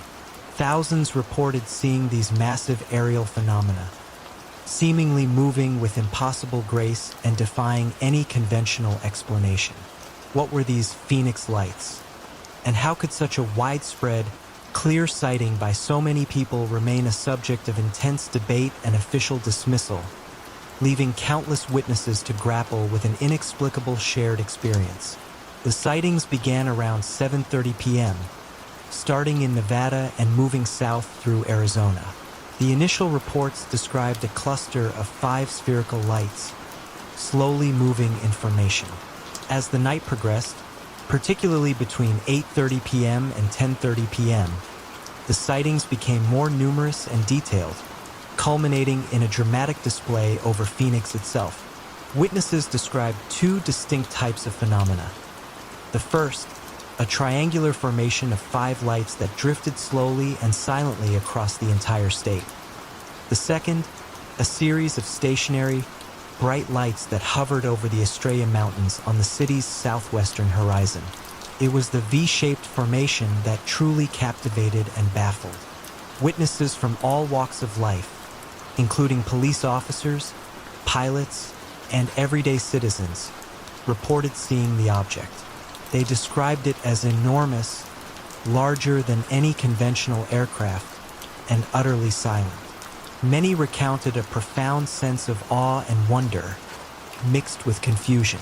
Dr. Lynn Kitty Eye, a physician, captured compelling video footage that night, which became some of the most famous evidence of the event. Her account, along with countless others, spoke of an object that seemed to defy known aerodynamics, simply gliding effortlessly. It was not a few flickering lights from a distant plane. It was a coherent, structured presence in the sky. The immediate aftermath saw a flurry of bewildered calls to local authorities and media outlets. Initially, there was no official explanation. The military, specifically Luke Air Force Base, denied any involvement, stating no exercises were taking place in that airspace. This silence from official channels only deepened the mystery and fueled speculation among the public. People demanded answers, but none were forthcoming, at least not at first. Days after the event, the official explanation finally arrived, delivered in a rather unusual and dismissive manner. Major General Scott S. Frost, then commander of the Arizona Air National Guard, held a press conference. To alleviate public concern, he brought his aide, dressed in an alien costume, to ridicule the idea of extraterrestrial involvement. He then stated that the lights were flares dropped by A-10 Warthog aircraft during a training exercise at the Berriem Goldwater Range in southwestern Arizona. This explanation, while seemingly plausible for the stationary lights over the mountains, did not account for the vast, silently moving V-formation witnessed by thousands across hundreds of miles. The flare explanation quickly faced criticism from witnesses. Many argued that flares, by their nature, burn out and fall, whereas the V-shaped lights maintain their formation and altitude for extended periods, moving horizontally across the sky. Furthermore, the sheer size of the V formation, as described by multiple observers, was far too large to be a mere collection of distant flares.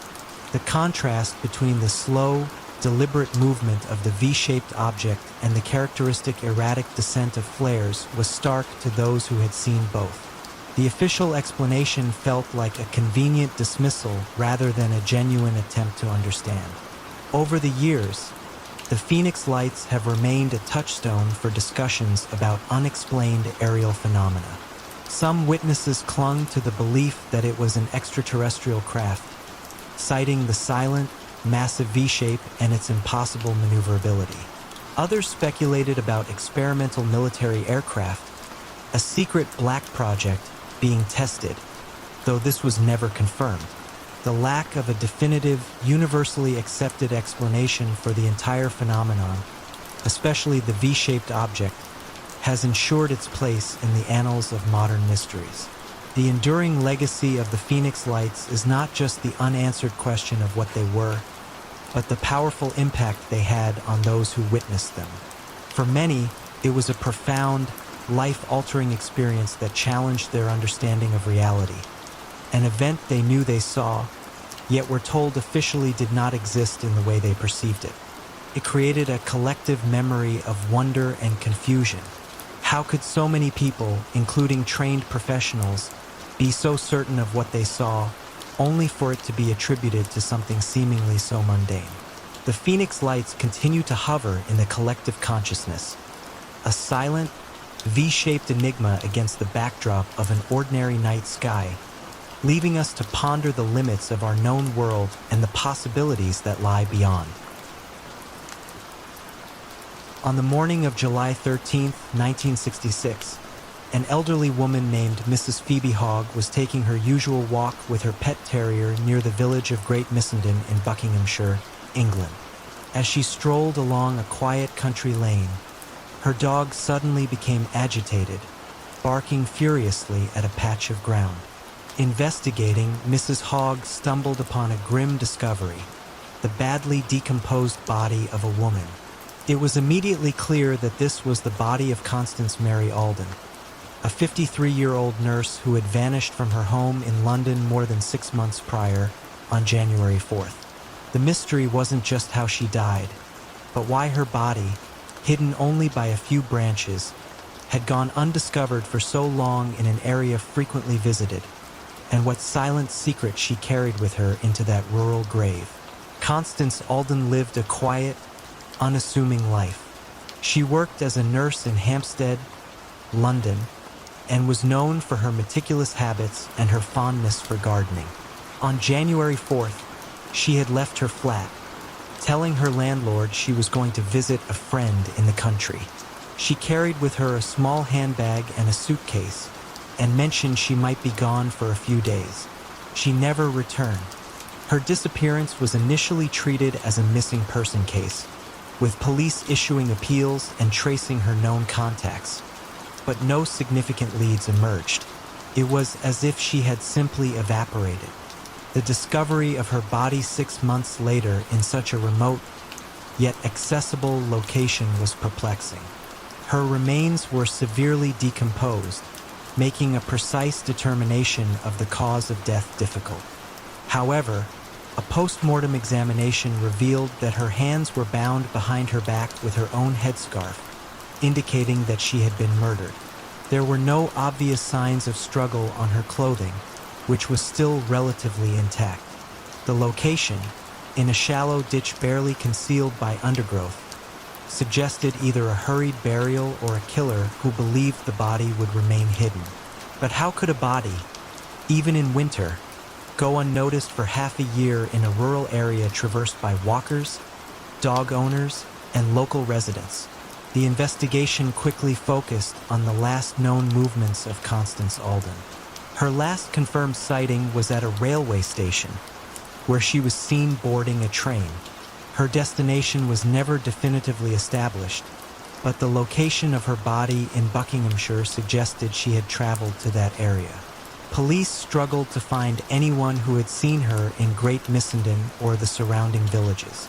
The area itself was popular with hikers, and Mrs. Hogg was not the first person to walk that particular lane since January. The local police expressed surprise that the body had not been found sooner, adding to the eerie nature of the case. One of the most intriguing aspects of the mystery revolved around a curious item found near her body: a bunch of carefully preserved snowdrops. Snowdrops are early spring flowers, typically blooming in late January or February in the UK. The fact that they were found near her body, 6 months after her disappearance and well past their blooming season, suggested they were picked and placed there around the time of her death. Were they a gesture from her killer, a macabre memento, or did they hold a deeper significance to Constance herself, perhaps related to the friend in the country she intended to visit? The police followed numerous leads, questioning locals, searching for anyone who might have seen a lone woman with a suitcase in January. They found no strong suspects and no clear motive. Constance Alden was not known to have any enemies, nor did she appear to have been involved in anything clandestine or dangerous. Was it a chance encounter, a random act of violence? Or was there a deeper, personal connection to her killer, a secret life or relationship that she had kept hidden? The lack of any disturbed ground around the body further complicated the scene, suggesting she may have been killed elsewhere and her body then transported to the ditch. Despite extensive efforts and media appeals, the case of Constance Alden went cold. The identity of her killer and the true reason for her presence and demise in that quiet Buckinghamshire lane remained a haunting riddle. The preserved snowdrops, the unnoticed burial site, and the silent months between her disappearance and discovery all contribute to the unnerving sense that a crucial piece of the narrative has been forever lost, leaving us to wonder about the hidden paths a life might take, leading to an ending so profoundly mysterious. What silent truths did Constance Alden carry with her into that ditch? And why did the earth itself conspire to keep her final secret for so long?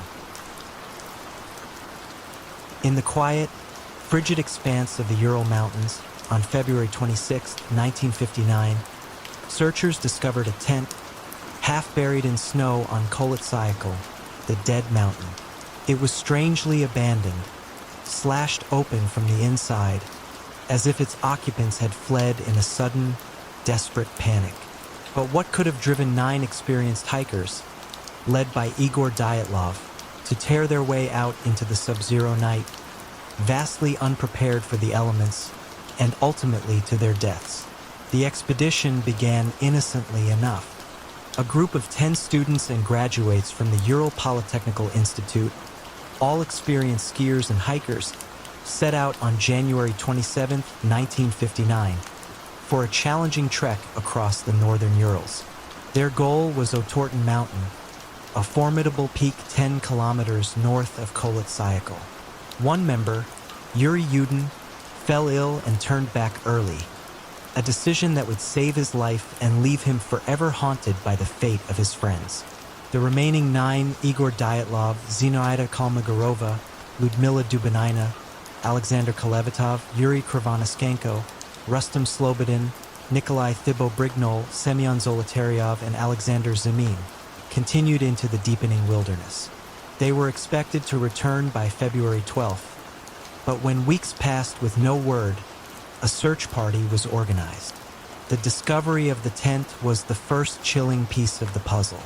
It was a chaotic scene, belongings scattered, boots left behind, food untouched. Footprints in the snow, confirmed to belong to the group, led away from the tent and down the slope towards a dense forest. Two bodies, those of Krivonischenko and Doroshenko, were found first, beneath a large cedar tree, approximately 1.5 kilometers from the tent. They were clad only in their underwear, their hands and feet severely burned, suggesting they had desperately tried to build a fire from branches broken off the tree. Above them, high in the cedar, investigators found evidence of branches being snapped off, perhaps for firewood or to gain a vantage point. The stark vulnerability of their attire, in temperatures plummeting to minus 25 degrees Celsius or lower, was profoundly unsettling. Days later, the bodies of Dyatlov, Kolmogorova, and Slobodin were located at various distances between the cedar tree and the tent, seemingly having attempted to return. Dyatlov was found clutching a knife. Kolmogorova had a bruise on her side, and Slobodin had a fractured skull, though the forensic examiner noted this injury was not fatal. These initial findings painted a picture of hypothermia as the primary cause of death, but the circumstances surrounding their flight from the tent remained inexplicable. It was the discovery of the remaining 4 bodies in May, after the spring thaw, that deepened the mystery into a chilling enigma. They were found buried in a ravine 75 meters deeper into the forest, carefully covered by a layer of snow and debris. These bodies, Dubinina, Kolevatov, Thibault-Brignol, and Zolotaryov, presented injuries far more severe and bizarre than the others. Thibault-Brignol had a fractured skull. Zolotaryov and Dubinina had multiple broken ribs. Most disturbingly, Ludmila Dubinina was missing her tongue, eyes, and parts of her jaw and facial tissue, and a significant portion of her skull was gone, an injury so profound it defied simple explanation. Her clothing, and that of some of the others, was later found to contain traces of radiation. The official Soviet investigation concluded that the hikers died from a compelling natural force, an ambiguous phrase that did little to satisfy the public's growing curiosity. No clear perpetrator was identified. No animal attack could account for the specific, powerful traumas, and no signs of struggle with other humans were found. The missing tent flap, the desperate dash into the night, the strange internal injuries, the presence of radiation on clothing, and the inexplicable mutilation of Dubinina's body fueled decades of speculation. Theories have ranged from an avalanche, which seems unlikely given the tent's position and the undisturbed snow patterns, to infrasound, a low-frequency sound that can induce panic and disorientation. Some have speculated about military testing in the area, suggesting a secret weapon test or a discarded rocket stage might have caused a sudden, terrifying event that forced the hikers to flee. The radiation on the clothing, though low, added a layer of intrigue to this line of thought. Others considered a sudden, violent confrontation with indigenous Mansi people, though this was largely dismissed due to lack of evidence. Each theory attempts to reconcile the desperate escape with the horrifying injuries, yet none fully explains every disturbing detail. The Dyatlov Pass incident remains one of the most haunting and perplexing cold cases, a stark reminder that sometimes, even with extensive investigation, the true story can remain buried beneath layers of snow and silence. In the ancient, labyrinthine depths beneath Vatican City, shrouded in centuries of secrecy, lay the Vatican's secret archives, a repository of mankind's most profound and guarded knowledge. Among its countless sacred and secular documents, none was more enigmatic than the Codex Lux Aeterna, a single, unbound volume said to contain an apocryphal account of the universe's true origins, and knowledge so profound it was deemed too dangerous for the common man. On the crisp evening of June 6, 1986, as the bells of St. Peter's Square chimed for Vespers, the Codex Lux Aeterna, housed in a climate-controlled, hermetically sealed vault guarded by multiple layers of papal security, simply vanished from its pedestal. It left behind no sign of forced entry, no disturbed dust, and no logical explanation. What impossible force erased this singular text from the most secure archive on Earth? And did it truly vanish by its own mysterious will, or was it taken by an unseen hand with a motive beyond human comprehension? The Codex Lux Aeterna was not just a book. It was a legend, written on vellum made from an unknown animal hide. Its pages glowed with a faint, internal luminescence. Its script, a blend of Latin and an unknown symbolic language, was indecipherable even to the Vatican's most brilliant linguists. Rumors claimed it predicted future events with unsettling accuracy, or held the key to unlocking the secrets of time and space. For centuries, it had been secured in the deepest vault of the archives, its existence a closely guarded secret, known only to a select few cardinals and scholars. You might imagine the hushed reverence within the vault, the sterile air, the constant hum of the environmental controls. Access to the codex required the simultaneous presence of 3 cardinals, each possessing a unique key and biometric code. Cardinal Alessio Bianchi, the chief archivist, had personally overseen the routine evening inspection at 6 p.m., confirming the codex was precisely where it should be, its gentle glow a familiar comfort in the dimly lit chamber. At 6:30 p.m., the security systems, which included pressure plates, laser grids, and thermal sensors, all monitored by an external team of Swiss guards, registered a momentary, inexplicable power fluctuation, a tiny blip, dismissed as a minor grid issue. At 7 p.m., during the next automated sweep, the internal cameras recorded an empty pedestal. Cardinal Bianchi was immediately alerted. The vault was re-entered, its multiple locks and seals found perfectly intact. The pedestal was bare. No dust was disturbed, no fibers left behind. The climate controls showed no deviation, meaning no sudden change in temperature or humidity that might indicate a rapid material disintegration. It was as if the codex, with its ethereal glow, had simply diffused into the air, leaving nothing behind but its lingering absence. The ensuing investigation, conducted in utmost secrecy by the Vatican's internal security and later assisted by Interpol, found itself in an unprecedented dilemma. There was no evidence of a conventional theft. No alarms were triggered, no security footage showed intruders, and no physical breach was detected. The Vatican's reputation for impregnability was not just shaken, it was conceptually shattered. What truly sent shivers through the highest echelons of the Church, however, was a discovery made days later. Across the globe, in private collections, academic institutions, and even digital databases, every known scholarly reference, every attempted translation, every photograph, and every meticulous diagram of the Codex Lux Aeterna, not just the physical book, but the very information about its content, also began to mysteriously corrupt, pixelate, or disappear entirely. Libraries reported blank pages where the codex had been cited. Databases showed corrupted files. Scholars' notes, even those in private, handwritten journals, developed inexplicable gaps or illegible smudges where they referred to the ancient text. It was as if the codex was not merely removed, but erased from existence, taking all knowledge of its content with it. The prevailing theory of a master thief, however audacious, failed to account for the global informational erasure. No human agency, however skilled, could simultaneously wipe all traces of a text from disparate locations worldwide without leaving a massive digital or physical footprint. Another, more profound idea suggested the codex possessed a form of consciousness or self-awareness. Perhaps its vanishing was an act of self-preservation, initiated by the text itself, withdrawing from the world as a form of divine intervention or a response to some unknown cosmic trigger. This hinted at the terrifying possibility that knowledge itself could choose to exist or not exist.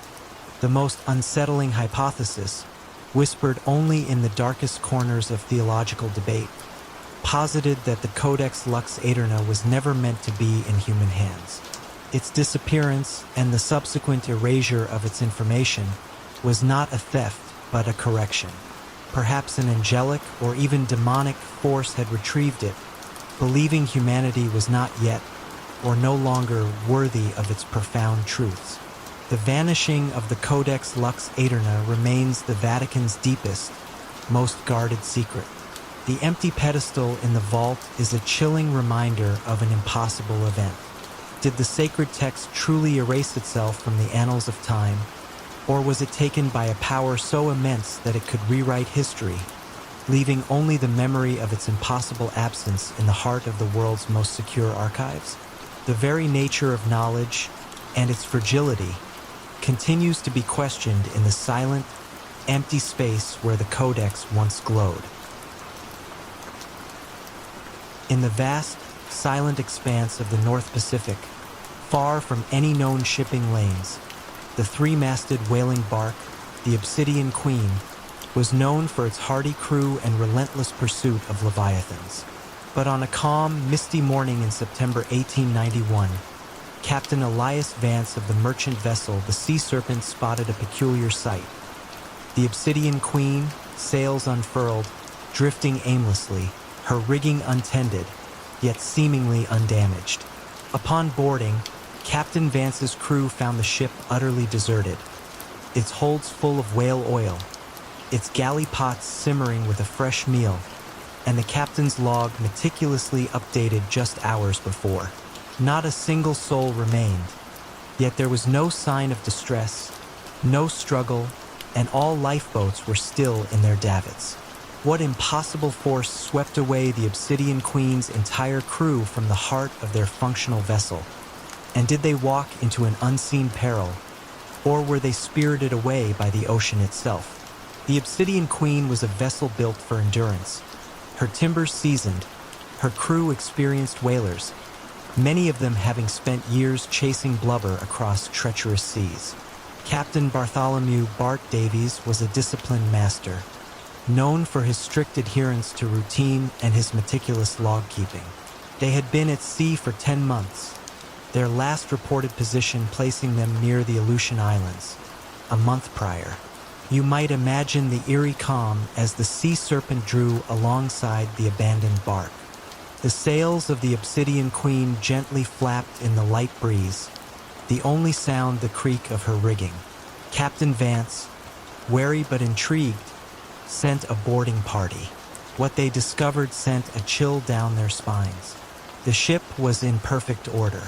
In the galley, a pot of stew was still warm over a dying ember, plates laid out for a meal never eaten. In the captain's cabin, his spectacles lay beside a recently updated logbook, the ink still fresh, detailing fair weather and routine whaling operations just 4 hours before the Sea Serpent's discovery. Chronometers were wound and ticking, and the navigation charts were spread open, a course plotted. Personal effects, pipes, books, clothing were neatly stored in the crew's bunks. There was no sign of a struggle, no blood, no disarray. It was as if the entire crew had simply stepped off the ship, calmly and simultaneously. Most baffling of all 3 of the Obsidian Queen's lifeboats remained secured in their davits, undamaged and ready for deployment. This contradicted any theory of an emergency abandonment, a fire, or a sudden capsizing storm. A ship's crew in dire straits would invariably launch a lifeboat, but not here. The extensive search launched by Captain Vance, and later by naval vessels dispatched from Honolulu, yielded absolutely nothing. Not a single piece of debris, not a body, no distress signals ever heard. The ocean, typically quick to reveal the aftermath of tragedy, remained silent. Several theories were proposed, each failing to fully account for the chilling facts. One suggestion was a rogue wave, a colossal wall of water that could have swept the entire crew overboard without damaging the ship. However, this seemed highly improbable, especially with the ship remaining perfectly trimmed and undamaged, and no evidence of water inundation below deck. Moreover, even a rogue wave would usually leave some trace, a broken mast or a dislodged spar. Another, darker theory involved mutiny or piracy, but there was no sign of violence, no forced entry into the captain's cabin or the ship's strongbox, which remained locked and undisturbed. Mutinies typically involve a struggle, and pirates usually leave a trail of theft and destruction. The Obsidian Queen was found fully stocked, its cargo intact. Some whispered of a highly localized, peculiar atmospheric phenomenon, a silent, invisible force that somehow snatched every living soul from the decks, leaving the ship untouched. Perhaps a strange gas, a sudden vacuum, or an unknown electrical discharge. But such a phenomenon, if it existed, was entirely unprecedented and unrecorded. Then there was the most unsettling thought: an encounter with a massive, intelligent sea creature, one capable of not merely attacking the ship, but somehow removing its entire crew without leaving a mark on the vessel itself. This, of course, ventured into the realm of the mythical, yet the complete absence of any conventional explanation kept the idea lingering. The Obsidian Queen was eventually towed to port, examined, and later repurposed, but her eerie tale became a maritime legend, a chilling addition to the growing list of ghost ships. What compelled Captain Davies and his entire crew to disappear so completely and without a trace from a perfectly sound vessel in the vast, indifferent ocean? Did they walk into a silent, unseen oblivion, or were they taken by a force that defied all human understanding? The waves continue to roll, and the North Pacific holds its secrets tightly, forever guarding the mystery of the Obsidian Queen's vanished souls.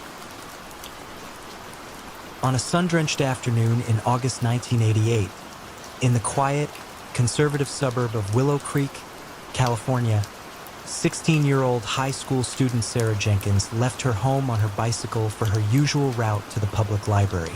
She was a diligent, unassuming girl, known for her punctuality and love of books. Her journey should have taken no more than 15 minutes, but Sarah never arrived, and her bright blue bicycle was found abandoned hours later, propped against an old oak tree just 3 blocks from her house, its front wheel still slowly spinning. What interrupted Sarah's short, familiar ride to the library, and how could a teenage girl vanish into thin air from a tree-lined residential street in broad daylight? Willow Creek was the kind of town where nothing ever happened. Neighbors knew each other, children played safely in the streets, and crime was virtually non-existent. Sarah Jenkins was a perfect reflection of this calm environment. A good student, a beloved daughter, and a responsible, predictable teenager. Her routine was a comfort to her parents, who rarely worried when she ventured out. You might imagine the idyllic scene: warm summer air, the scent of cut grass, the distant hum of lawnmowers. Sarah, with her backpack slung over her shoulder, waving goodbye to her mother before pedaling off. Her destination, the Willow Creek Public Library, was a familiar landmark, a place she visited several times a week. When dinner time arrived and Sarah wasn't home, her mother, a woman not prone to panic, felt a prickle of unease. A quick call to the library confirmed Sarah had never checked out her reserved books. The initial calls to friends also yielded no results. As the evening shadows lengthened, unease quickly escalated to frantic worry. The discovery of the bicycle solidified their worst fears. It was found on the corner of Elm and Maple Street, a quiet residential intersection. The fact that it was neatly propped against the tree, not crashed or discarded, was particularly chilling.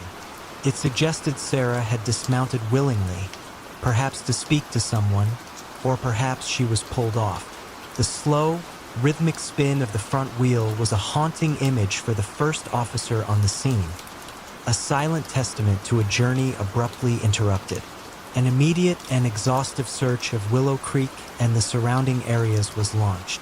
Police, joined by hundreds of volunteers, combed every street, every park, every patch of woods. Flyers with Sarah's smiling face were posted in every window. The case dominated local news, then regional, then national. The investigation yielded frustratingly few clues. No witnesses came forward to report seeing anything suspicious at Elm and Maple Street. The bicycle, a mass-produced model, offered no unique forensic evidence. There were no tire marks, no signs of a struggle on the pavement or the grassy verge. It was as if Sarah had simply stepped off her bike and disappeared into an invisible doorway. Several theories were explored, each with its own set of unanswered questions. The most obvious was abduction. Perhaps a predator had been lying in wait or had spotted her and acted quickly. But in a quiet residential neighborhood, in broad daylight, how could a struggle or a forced abduction occur without anyone seeing or hearing anything? The silence of the street was unnerving. Another theory considered a voluntary disappearance. While Sarah was described as content and stable, the possibility of a hidden life or a secret desire to escape was explored. However, she left no note, took no belongings, and made no contact with anyone after her departure. Her bank account was untouched. Her parents insisted this was completely out of character.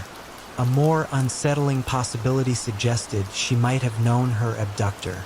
If she willingly stopped to speak with someone she recognized, it would explain the lack of struggle and the neatly propped bicycle. But who in Willow Creek could have taken such a beloved and seemingly innocent girl? This line of inquiry led to numerous interviews, but no concrete suspects emerged. The police also investigated any potential links to other unsolved missing persons cases in the state, looking for a serial abductor, but no patterns aligned with Sarah's specific circumstances. The clean, efficient nature of her vanishing made it an anomaly, even among other disappearances. The small community of Willow Creek was forever changed by Sarah's disappearance. The initial hope gradually gave way to a pervasive sadness and an unspoken fear. Parents walked their children to school, neighbors eyed strangers with suspicion, and the once carefree atmosphere was replaced by a quiet vigilance. The oak tree where her bicycle was found became a silent monument, a chilling reminder of the day a girl simply vanished. Decades later, the case of Sarah Jenkins remains a cold file, a haunting enigma in the quiet annals of missing persons. Her parents, though aged, never stopped hoping for answers. What secret did Elm and Maple Street hold that afternoon? Who or what interrupted Sarah's mundane journey to the library? And did she pedal into an unseen danger that continues to elude all understanding? The spinning will eventually stop, but the questions surrounding Sarah's fate continue to revolve, unanswered, in the heart of Willow Creek. On a rain-soaked morning in December 1980, the sleepy village of Rendlesham, Suffolk, England, found itself at the epicenter of an event so extraordinary it would later be dubbed Britain's Roswell. Several U.S. Air Force personnel from nearby RAF Woodbridge, responding to unusual lights in the forest, reported encountering a craft of unknown origin, its surface adorned with strange symbols, hovering silently amidst the trees. Days later, Deputy Base Commander Lieutenant Colonel Charles Halt personally investigated the site, witnessing similar pulsating lights and recording a bizarre, directed beam of light shooting down from the sky. What truly transpired in Rendlesham Forest? And was this an elaborate hoax, a misidentification, or a genuine encounter with something beyond our comprehension? The incident began on the night of December 26, 1980. Staff Sergeant Jim Peniston and Airman First Class John Burrows were part of a security patrol investigating peculiar lights near the east gate of RAF Woodbridge. a NATO airbase used by the United States Air Force. These lights were described as red and blue, pulsing through the dense pine trees of Rendlesham Forest, a forbidden area adjacent to the base. You might imagine the tension, the quiet hum of the forest at night, broken only by the crackle of their radios and the rustle of their uniforms. As they ventured deeper, the lights became more defined, coalescing into something solid. Peniston later described seeing a metallic object, triangular in shape, about 9 feet long and 6 feet high, hovering slightly above the forest floor. Its surface was smooth, dark, and covered in what he perceived as hieroglyphic-like symbols. He cautiously approached, even touching the surface, later drawing detailed sketches of the symbols. After a few minutes, the object began to glow intensely, silently ascended, and shot away at incredible speed. The following night, the sightings continued. More personnel reported strange lights in the forest. It was then that Lieutenant Colonel Charles Halt, the deputy base commander, decided to investigate personally. Armed with a tape recorder, a flashlight, and accompanied by a small team, Halt entered the forest on December 28th. The audio recording Halt made is perhaps the most compelling piece of evidence. On it, you can hear his calm, professional voice slowly give way to increasing incredulity and urgency as he and his men witness inexplicable phenomena. They observed bright, pulsating lights moving through the trees. At one point, Halt describes a red, glowing object pulsing, still pulsing, and it's coming towards us. It's an unusual shape, like a deform. He then narrates as 3 distinct, star-like objects appear in the sky, one of which descends and sends down a beam of light right down into the middle of the base. This is incredible. The beam, he recounts, hit near the weapons storage area. The immediate aftermath saw conflicting accounts and official denials. The U.S. Air Force initially dismissed the events as misidentified phenomena, attributing the lights to a nearby lighthouse or a meteor shower. However, the detailed testimonies of multiple credible military personnel, including a high-ranking officer like Halt, made this explanation unsatisfying. Their accounts were consistent, detailed, and given under oath. Several theories have been proposed to explain the Rendlesham incident. The lighthouse theory suggests the flashing lights seen in the forest were simply the Orford Ness Lighthouse, several miles away, distorted by atmospheric conditions or the dense trees. Critics of this theory point out the witnesses, seasoned military personnel, were familiar with the lighthouse and described the lights as moving, descending, and exhibiting behaviors inconsistent with a fixed light source. Furthermore, the alleged craft seen by Peniston and Burroughs doesn't fit this explanation. Another theory points to mass hysteria or psychological effects. The stress of Cold War readiness, the isolation of a remote base, and perhaps a shared experience of unusual but mundane stimuli could have led to a collective misinterpretation. However, this doesn't account for the tangible physical evidence reported, such as impressions in the ground where the craft allegedly landed, or the apparent physiological effects experienced by some witnesses. The most controversial theory, of course, is that the event was a genuine encounter with an unknown aerial phenomenon, or what some would call a UFO.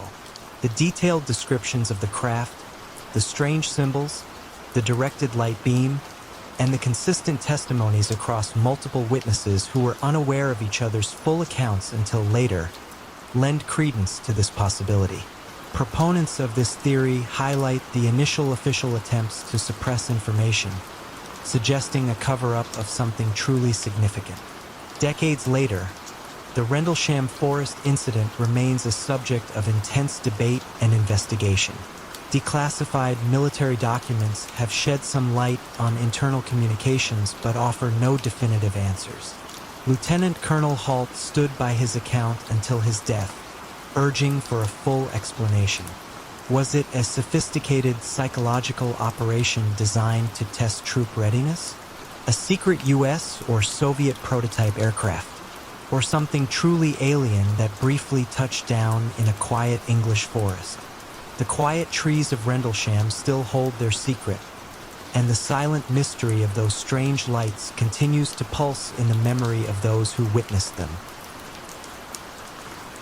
The old lighthouse on the isolated Isle of Moor, nestled in the Outer Hebrides of Scotland, stood as a stoic sentinel against the raging North Atlantic.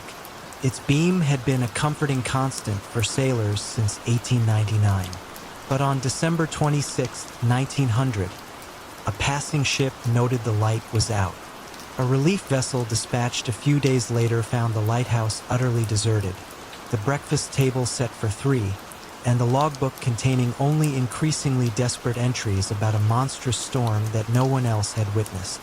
What befell the 3 lighthouse keepers of Moor, and what unseen force drove them to abandon their post and vanish without a trace? The Flannan Isles, a remote cluster of rocky outcrops, were known for their treacherous waters and unpredictable weather. The lighthouse, a marvel of engineering for its time, was manned by a crew of 3 principal keepers and a 4th relief keeper who rotated ashore. On this particular shift, the men were Thomas Marshall, the most experienced of the group, James Duckett, a quiet family man known for his meticulous record-keeping, and Donald MacArthur, the youngest and most volatile, whose past had a few minor indiscretions. Their presence was vital, their absence unthinkable. When the relief vessel, the Hesperus, finally reached Moor on December 26th, after being delayed by storms itself, a strange unease descended upon the arriving crew. The flag was not flying. The supply box, usually left out for hoisting, remained untouched. Captain Jim Harvey blew the ship's horn, but there was no response, no familiar waving figure on the landing stage. A small boat was launched, carrying Joseph Moore, the relief keeper, ashore.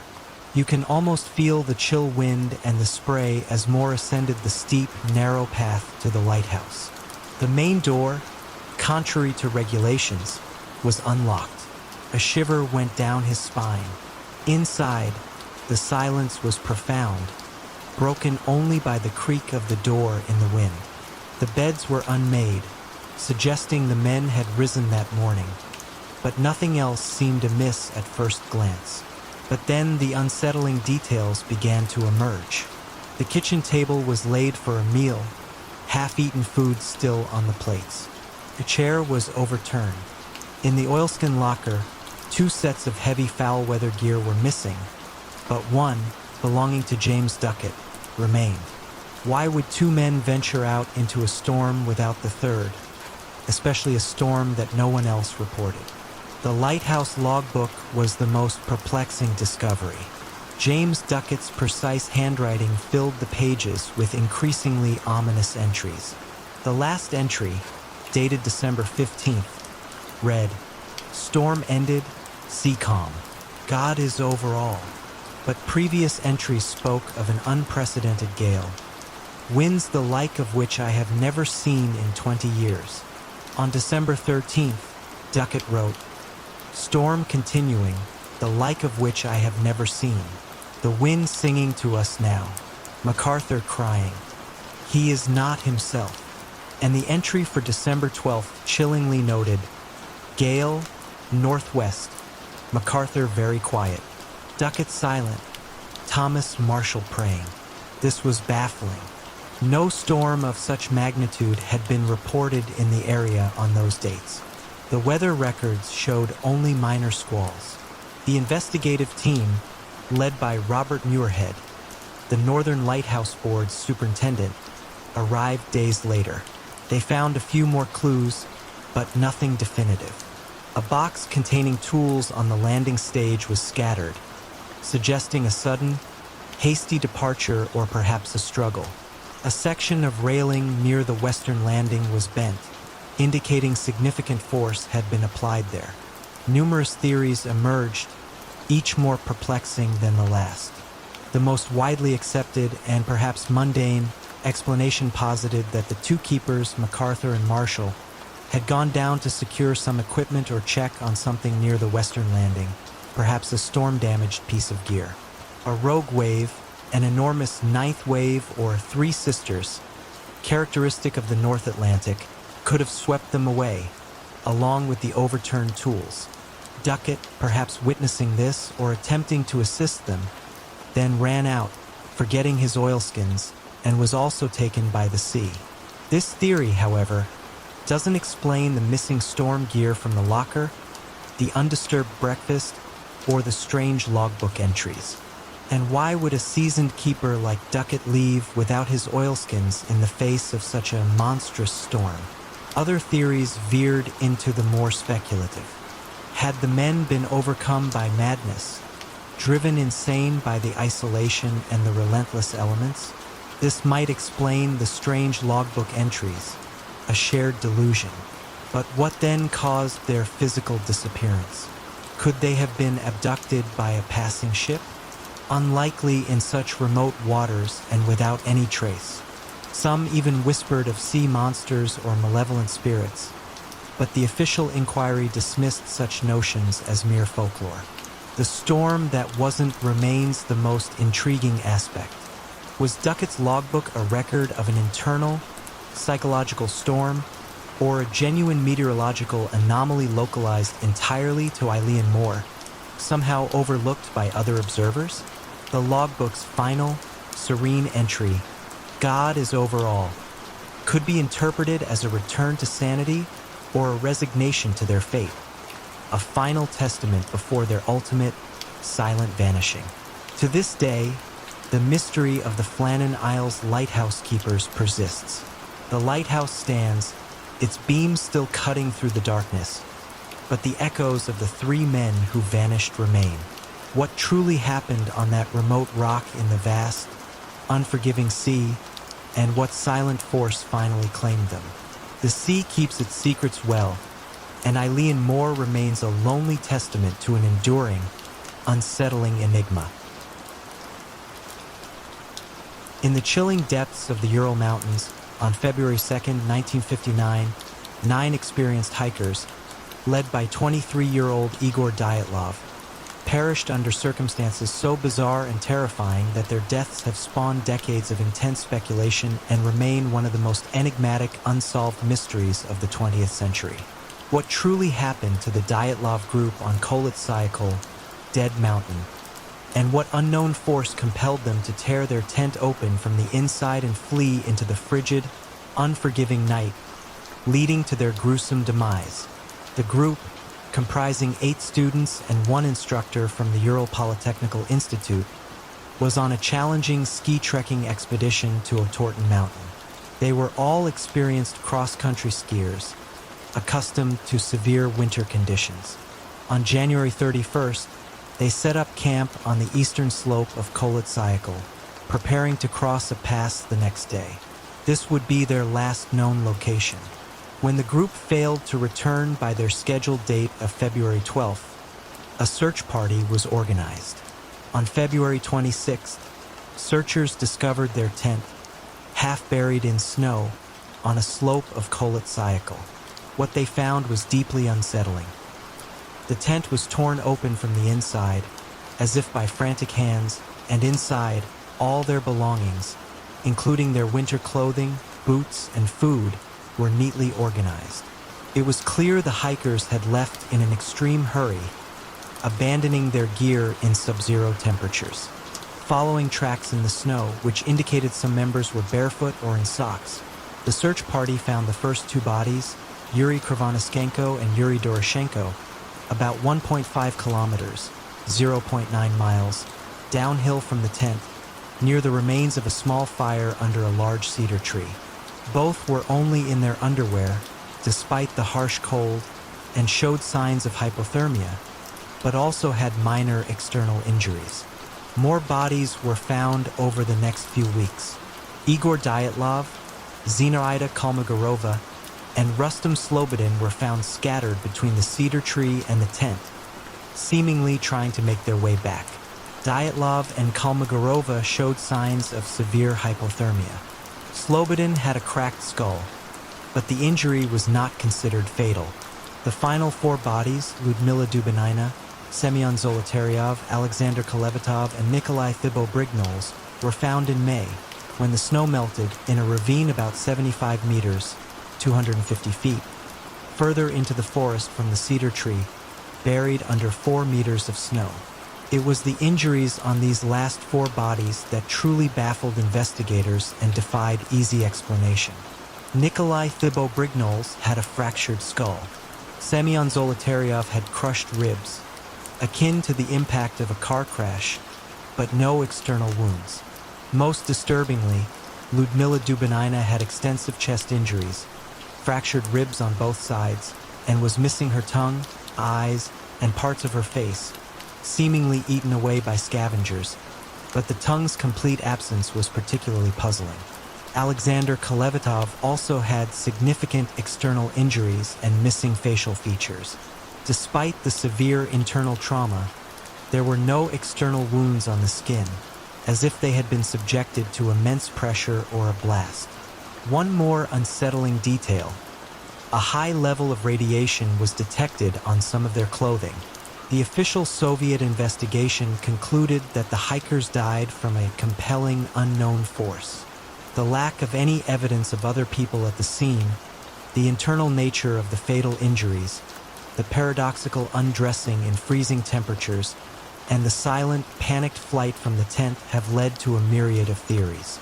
The avalanche theory, while the most commonly accepted natural disaster explanation, and later endorsed by a renewed Russian investigation in 2019, struggles to explain why the tent was cut from the inside, the specific nature of the injuries, the distance the bodies traveled, and the lack of typical avalanche debris. If a small slab avalanche occurred, why didn't they simply dig out their gear? Other theories delve into the more speculative. Infrasound. This theory suggests that a rare weather phenomenon created infrasound, a low-frequency sound capable of inducing feelings of dread, panic, and nausea, which could have driven the hikers into a state of irrational terror, compelling them to flee their tent. Military testing/secret weapons. The radiation on clothing and the unusual internal injuries led some to believe the group stumbled upon a secret Soviet military test site, perhaps involving a new weapon or a failed experiment, and were either killed by a blast or covered up. Indigenous Mansi attack. This was an early theory, but it was quickly dismissed as there was no evidence of struggle, no footprints other than the hikers, and the Mansi people were generally peaceful. Paradoxical undressing. This is a known phenomenon where hypothermia causes disorientation and a feeling of warmth, leading victims to shed their clothing, explaining some of the bizarre undressing. However, it doesn't account for the severe internal injuries or the panicked flight from the tent. The Dyatlov Pass incident remains an enduring symbol of the unknown, a story that continues to resonate because of its chilling blend of the ordinary and the utterly inexplicable. What unspeakable event forced 9 experienced hikers to abandon the safety of their tent in the dead of winter, leaving them to succumb to the elements and mysterious injuries, forever silencing the truth of their final moments on Dead Mountain? On July 2nd, 1937, in the vast, unforgiving expanse of the Central Pacific Ocean, a pioneering spirit vanished. Amelia Earhart, America's beloved aviatrix, along with her navigator Fred Noonan, was attempting to complete an unprecedented circumnavigation of the globe at its widest point. Their Lockheed Electric 10E, dubbed the Flying Laboratory, was on its penultimate and longest leg, a grueling 2,556-mile flight from La, New Guinea, to Howland Island, a tiny, remote speck of land. Despite meticulous planning and the most advanced navigation tools of the time, they never reached their destination. What truly happened to Amelia Earhart and Fred Noonan? And why has their disappearance remained one of history's most enduring and poignant aviation mysteries? Earhart and Noonan had already completed 22,000 miles of their ambitious journey, battling mechanical issues, adverse weather, and the sheer logistical challenges of flying around the world. The flight to Howland Island was critical. It was a notoriously difficult navigational feat, akin to finding a postage stamp in the middle of a vast ocean. To assist them, the U.S. Coast Guard cutter Itasca was stationed off Howland, equipped with radio direction finding equipment. In the early morning hours of July 2nd, the Itasca began receiving garbled radio transmissions from Earhart. Her voice, sometimes clear, sometimes fading, reported overcast skies, thick weather, and increasing difficulty in pinpointing their position.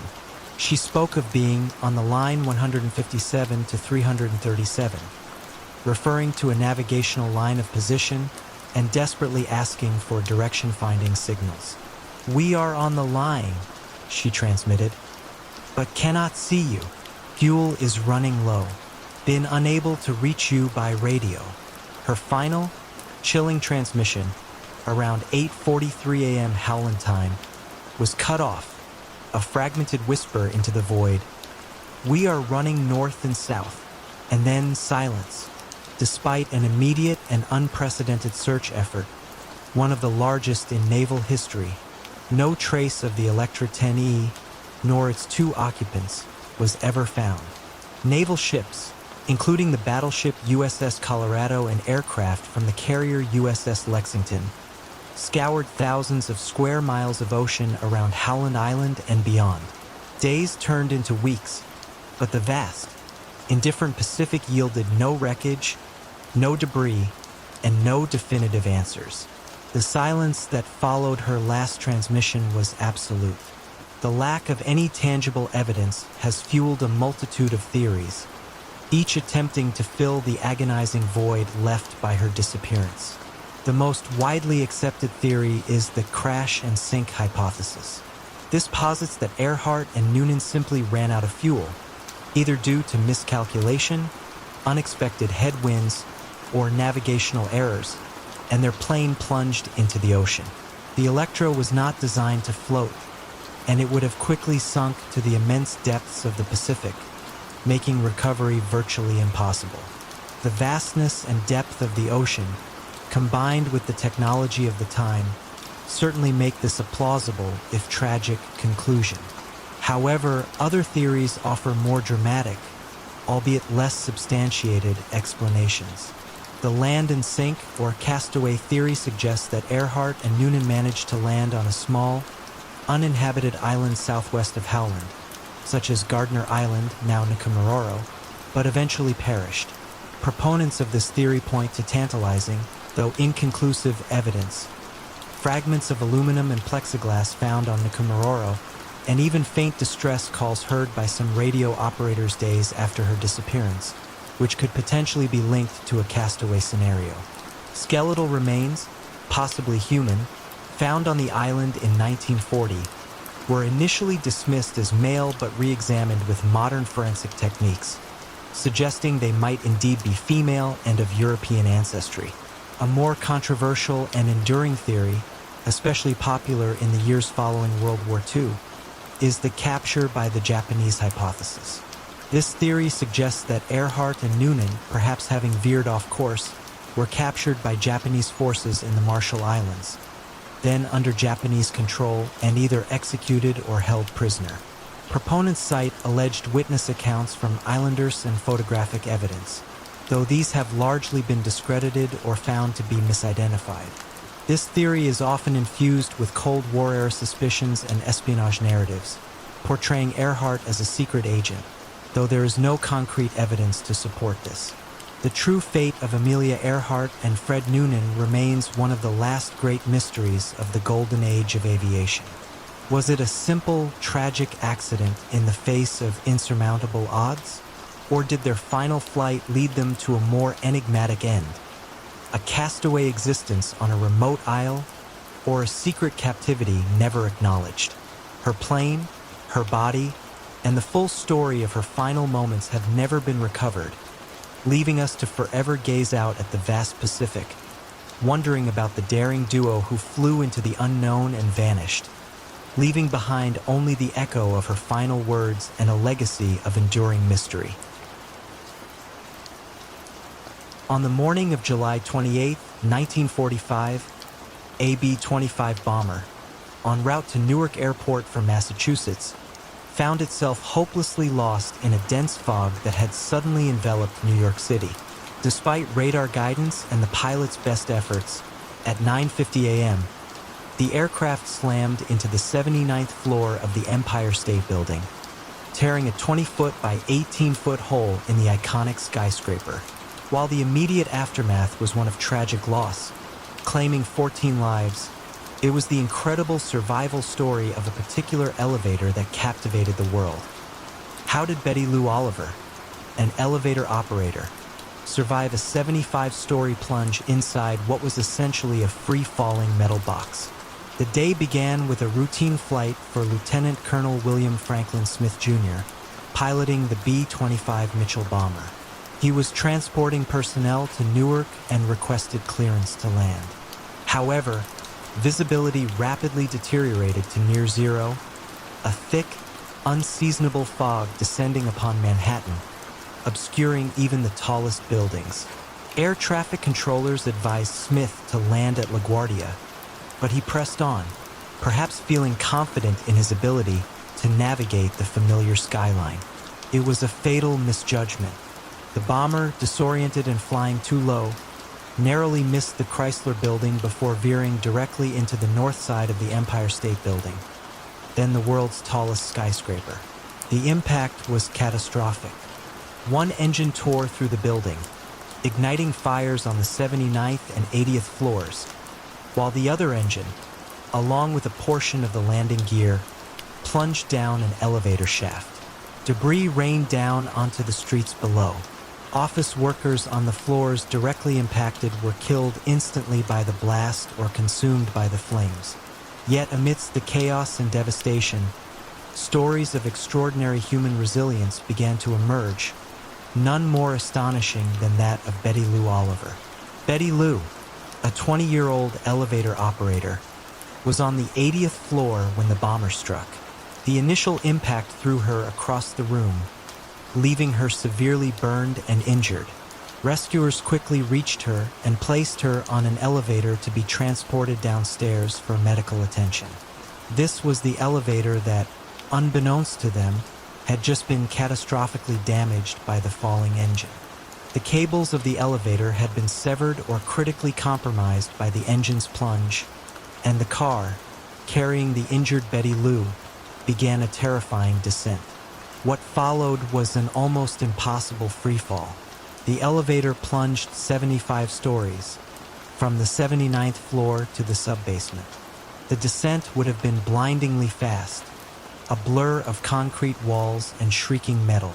The typical outcome for such a fall would be instant death upon impact. Yet, when rescue workers reached the bottom of the shaft, they discovered Betty Lou Oliver, miraculously alive, albeit gravely injured. She had suffered a broken back, a broken neck, and severe burns, but she was breathing. The prevailing theory regarding her survival credits a combination of factors. The sheer volume of severed cable that had piled up at the bottom of the elevator shaft is believed to have acted as a massive, improvised shock absorber. As the elevator car plummeted, it compressed the coiled cables, creating a cushioning effect that, while still violent, may have significantly reduced the force of the final impact. Additionally, the displacement of air within the confined shaft could have created a localized air cushion, further mitigating the speed of the fall just before impact. It was an unforeseen, almost miraculous confluence of forces that prevented a certain death. Betty Lou was rushed to the hospital and, against all odds, made a full recovery.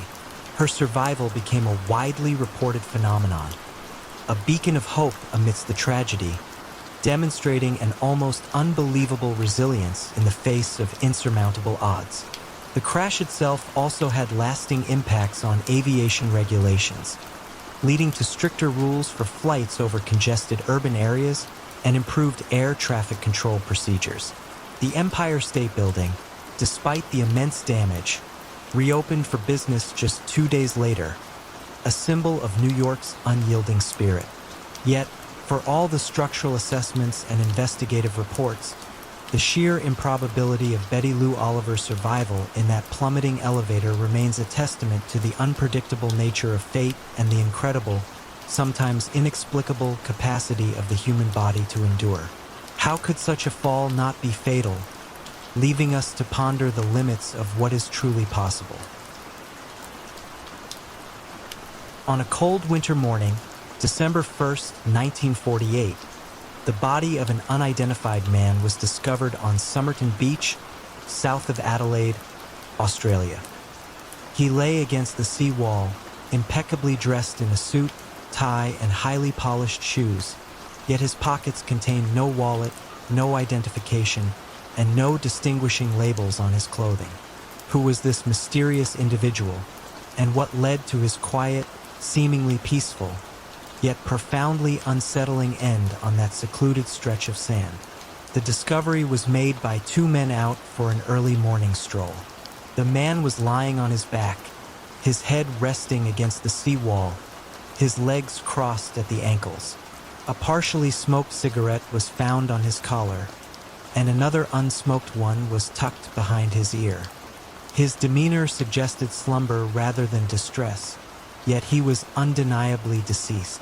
A thorough examination revealed that all tags had been removed from his clothing, including those on his suit, socks, and even his underwear. This meticulous removal of identifying marks immediately raised suspicions. His teeth showed no unusual characteristics, and there was no evidence of a struggle or external injury. The only personal effects found on him were a ticket for a train that had never arrived, a bus ticket, a comb, a packet of juicy fruit chewing gum, and a box of Bryant and May matches. A further search of his clothing yielded an incredibly intriguing clue. A small, tightly rolled piece of paper, hidden in a fob pocket, on which were printed the words "Tamam Shud."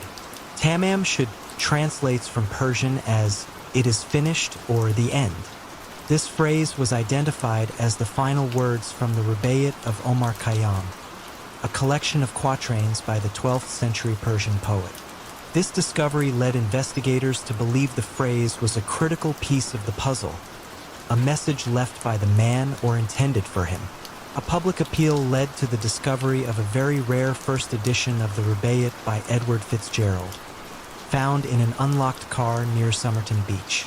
A man had left his car window open because of the heat, and the book was placed on the back seat.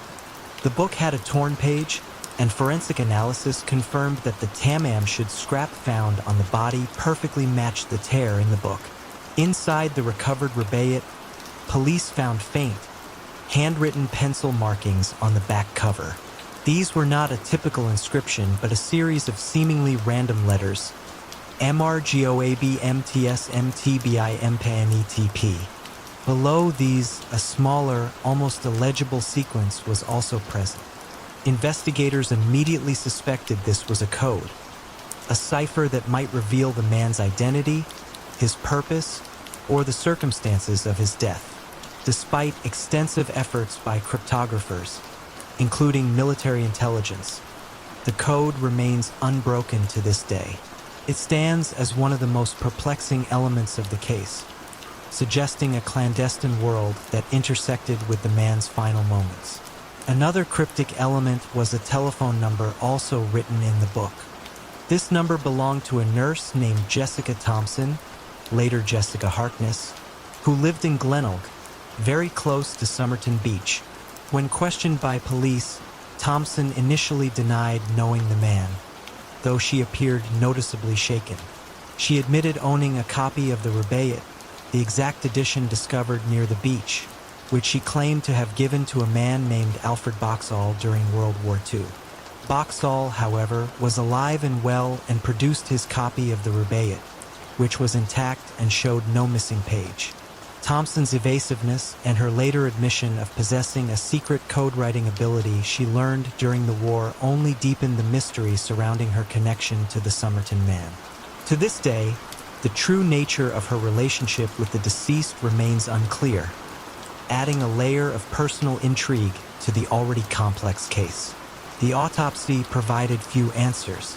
The man's internal organs were congested, suggesting poisoning, but no trace of any known poison was found in his system.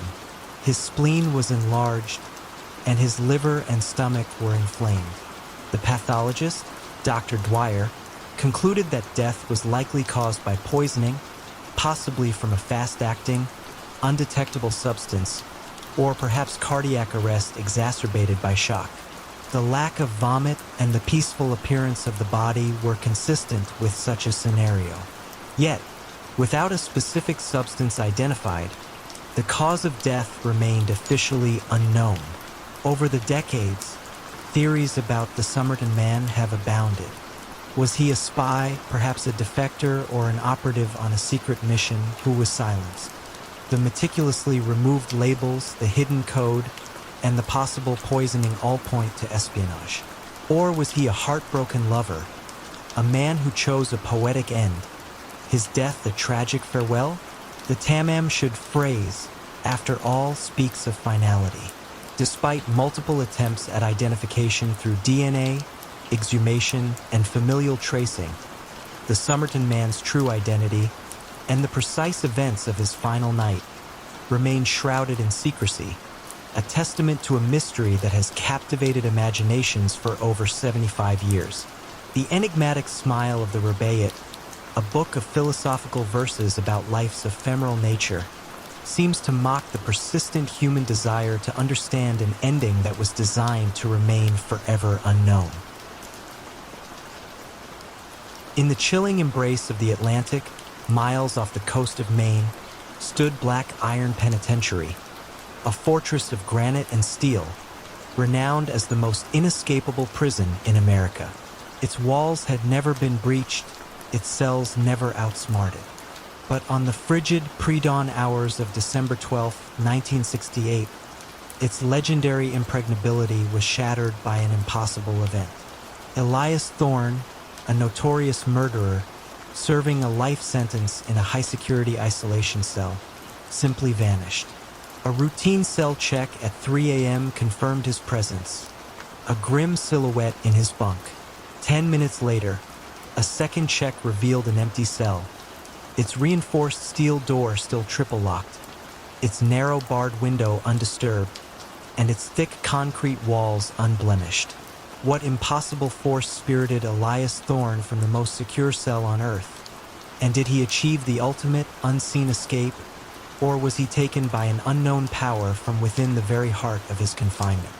Black Iron Penitentiary was a monument to punitive architecture, designed with every known safeguard against escape. Thorne's cell, B-17, was a particularly secure unit, reserved for the most dangerous inmates. Its walls were reinforced concrete, its door a foot of solid steel, its single window a mere slit covered by multiple layers of steel bars, set high up and overlooking only the churning ocean. Guards patrolled the corridor every 10 minutes, and Thorne himself was under constant, albeit indirect, observation through a peephole. He was a man of quiet, unsettling demeanor, known for his methodical nature and lack of any apparent connections outside the prison walls. You might imagine the biting cold of the winter night, the rhythmic clang of the guards' boots on the polished concrete floor, and the faint, distant moan of the ocean. Officer Miller, a veteran guard, performed his 3 a.m. check on B-17. He saw Thorne lying in his bunk, seemingly asleep, a dark lump beneath his thin blanket. Satisfied, Miller continued his rounds. At 3:10 a.m., returning to B-17, Miller paused. He felt a prickle of unease. Something was off. He peered through the peephole again. The bunk was empty, his heart hammered. He tried the door handle. It was firmly locked. He yelled Thorne's name. Silence. Frantically, he called for backup. The immediate response was a full prison lockdown. Warden Thompson himself arrived, his face grim. The cell door was opened, revealing an undisturbed space. Thorne's uniform was neatly folded on the bunk, as if he had simply stepped out of it and walked away.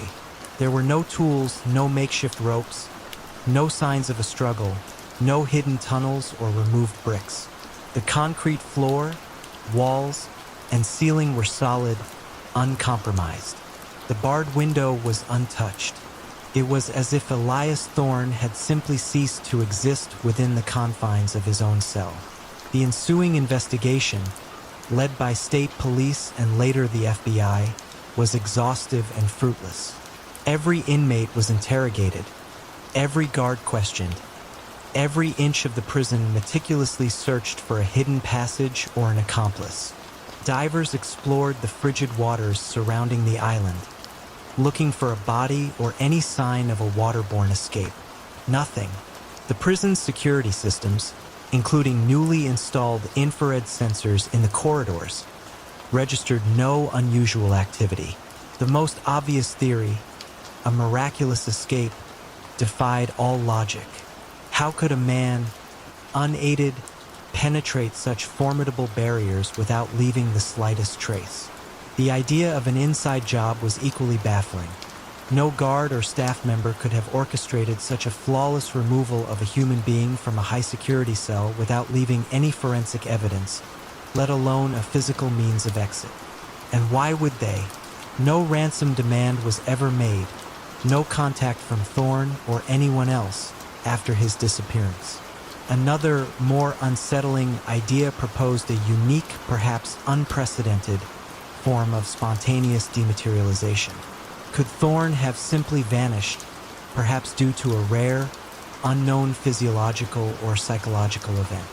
This veered into the realm of science fiction, yet the sheer impossibility of the situation lent it a strange, desperate plausibility. Some whispered of a localized temporal anomaly, a momentary warp in the fabric of reality that consumed Thorne and only Thorne, leaving his cell precisely as it was. The mystery of Elias Thorne's disappearance haunted Black Iron Penitentiary for decades. Its reputation as an inescapable fortress was permanently tarnished, not by a daring breakout, but by a bewildering absence. The empty cell B-17 became a chilling monument to an unexplainable event. Did Elias Thorne somehow achieve the impossible escape, fading into the night like a ghost? Or was he claimed by a force far beyond the comprehension of mortal men, a silent, unseen power that plucked him from the very heart of his impenetrable confinement? The grim walls of Black Iron Penitentiary continue to stand, but the questions of that December night echo in its silent corridors, forever unanswered. In the quaint, cobblestone village of Blackwood, nestled deep within the Berkshire countryside of England, the annual Midsummer Bloom Festival was a cherished tradition, marked by ancient folk dances and the lighting of a grand bonfire. But on the eve of the festival in June 1978, the meticulously crafted bonfire, standing nearly 30 feet high and ready for illumination, mysteriously vanished overnight, leaving behind only a perfectly circular patch of scorched earth and an unsettling absence. What inexplicable force spirited away tons of wood and kindling from the heart of a vigilant village? And what chilling message did this silent, impossible disappearance convey to the bewildered residents of Blackwood? The Midsummer Bloom bonfire was no ordinary pile of logs. It was a communal effort, built over weeks by the entire village, a symbol of their unity and tradition. Every able-bodied villager contributed, stacking seasoned oak and elm, interspersing it with dried heather and kindling, all culminating in a majestic pyre designed to illuminate the longest day of the year. Its construction site was in the ancient village green, visible from nearly every home, and traditionally, a small vigil was kept overnight on the eve of the festival to ensure its safety and prevent any premature lighting. You might imagine the palpable excitement and anticipation that hung in the air on that June evening. Children chattered about the next day's festivities. Adults shared pints at the local pub, the Whispering Oak, all under the watchful, comforting silhouette of the colossal bonfire. Old Mr. Finch, known for his meticulous nature, had even done a final inspection at midnight, confirming the bonfire was precisely as it should be. The following morning, as the first rays of dawn touched the village, a young baker's apprentice, on his way to light the ovens, let out a startled cry that echoed through the quiet streets. Where the towering bonfire had stood hours before, there was nothing. Not a single log, not a piece of kindling, not even a charred ember. The ground beneath was scorched, a perfect circle of blackened earth, as if the bonfire had somehow ignited, burned down completely, and then its ashes had been meticulously swept away, all without a sound, all in the span of a few silent hours. The village was thrown into an uproar. Initially, the police suspected vandalism on an unprecedented scale. But how could a structure weighing several tons be removed without a sound, without leaving any debris, and without a single witness in a village where most people were early risers? The logistical challenges were immense. It would have required heavy machinery, dozens of people, and hours of work, all of which would have surely been heard or seen. Investigators meticulously examined the scorched circle. There were no tire tracks, no footprints beyond those of the bewildered villagers. The scorch mark itself was peculiar. It was perfectly round, with a precise edge, almost as if something had been placed on the ground and then heated intensely from within, rather than a bonfire burning outwards. This suggested a contained, powerful heat source, not an open fire. One prominent theory that emerged was that the bonfire had been targeted by an extreme environmental group or an obscure art collective, intent on making a statement or creating a performance piece. Perhaps they had disassembled it and moved the pieces elsewhere, or used a highly unconventional method to dispose of it. But again, the silence and the complete absence of physical evidence made this theory difficult to sustain. The scale of the performance would have required a massive, coordinated effort that seemed impossible to conceal. Another, more unsettling idea proposed a unique form of spontaneous combustion or a highly localized, intense thermal event. But bonfires, by their very nature, burn outwards and leave substantial ash and char. This bonfire had simply vanished, leaving only the precise burn mark as evidence it had ever existed. This led some to consider exotic scientific phenomena, or even, in hushed tones, something unexplained.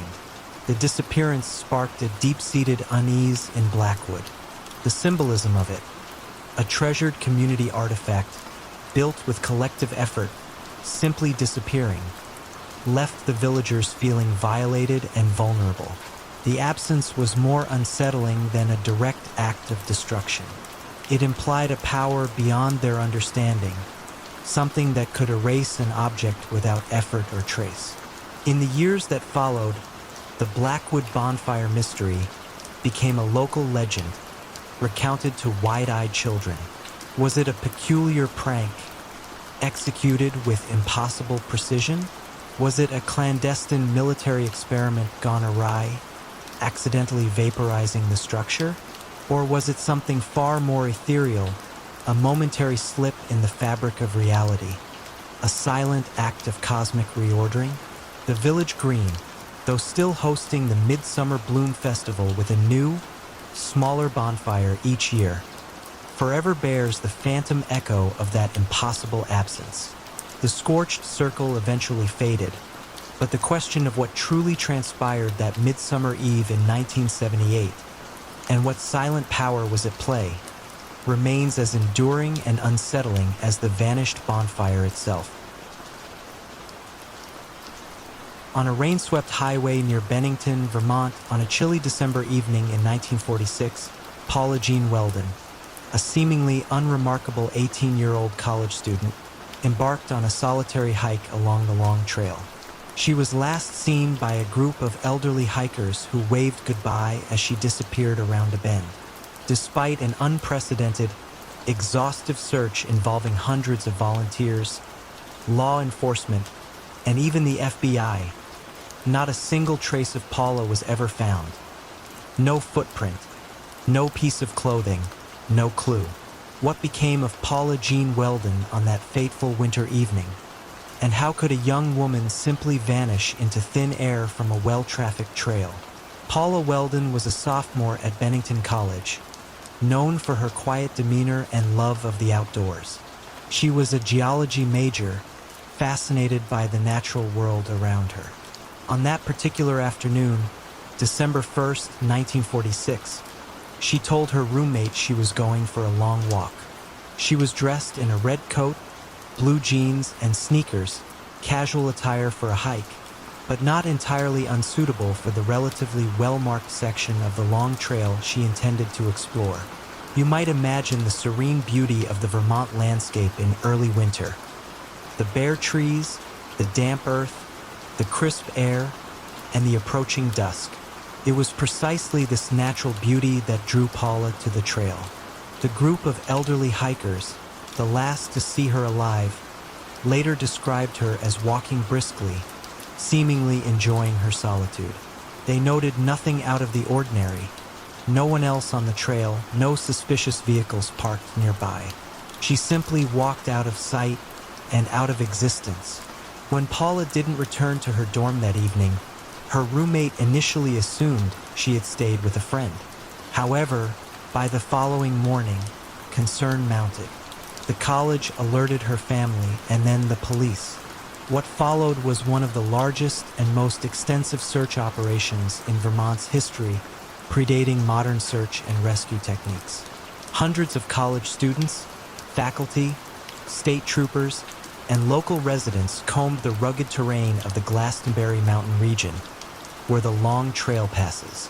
The area was notorious for its challenging landscape, deep ravines, abandoned logging roads, and dense forests. Even the FBI was called in, dispatching agents from their Albany office, marking one of their earliest involvements in a missing persons case. Despite the monumental effort, the search yielded absolutely nothing. No broken branches, no dislodged rocks, no faint calls for help, no discarded items of clothing, not even a single identifiable footprint. It was as if the earth itself had swallowed her whole.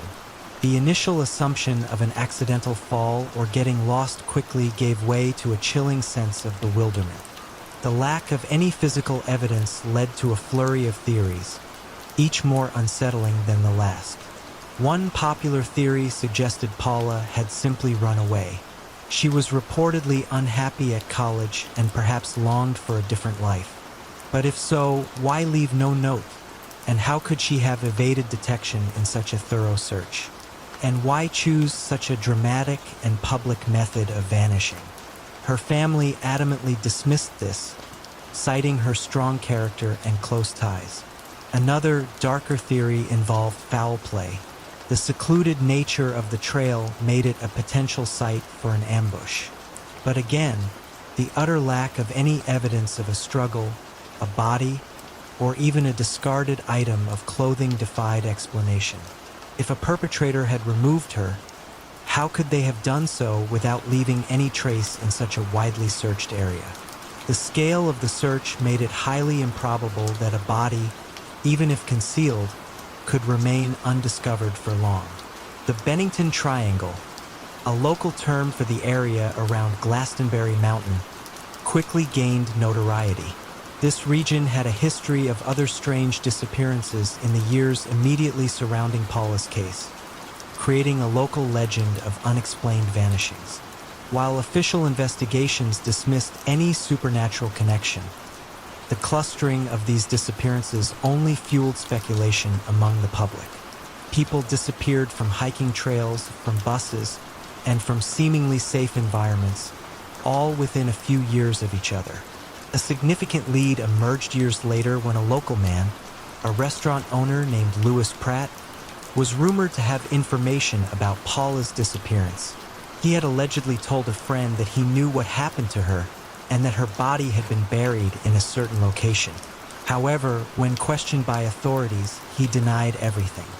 Further investigation into his background revealed a disturbing history and a general distrust of law enforcement. Despite his suspicious behavior, no concrete evidence ever tied him to Paula's vanishing, and he died without ever revealing anything further. The case of Paula Jean Weldon remains one of America's most enduring missing persons mysteries. The questions persist. Did she wander off the trail and perish in the vast wilderness? Her body simply never found despite the massive search? Was she the victim of an opportunistic crime, the perpetrator so cunning that they left no trace? Or did she, as some locals still whisper, walk into an unknown dimension within the mystical Bennington Triangle? The trail holds its secrets tightly, and the fate of Paula Jean Weldon remains as enigmatic as the silent, snow-dusted mountains of Vermont. In the heart of Hollywood, a city built on dreams and shadows, Detective Raymond Miller had become a ghost even before his actual disappearance. For 20 years, his life had been consumed by the unsolved murder of Elizabeth Short, the notorious Black Dahlia.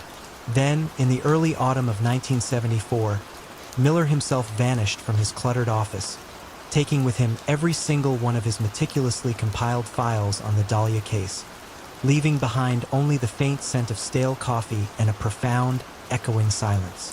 What led to Detective Miller's sudden disappearance? And did he truly stumble upon the elusive truth of the Black Dahlia before he became another of Hollywood's great, unsolved mysteries? Raymond Miller was a man carved from the old school of policing, driven, methodical, and possessed of a stubborn tenacity that bordered on obsession.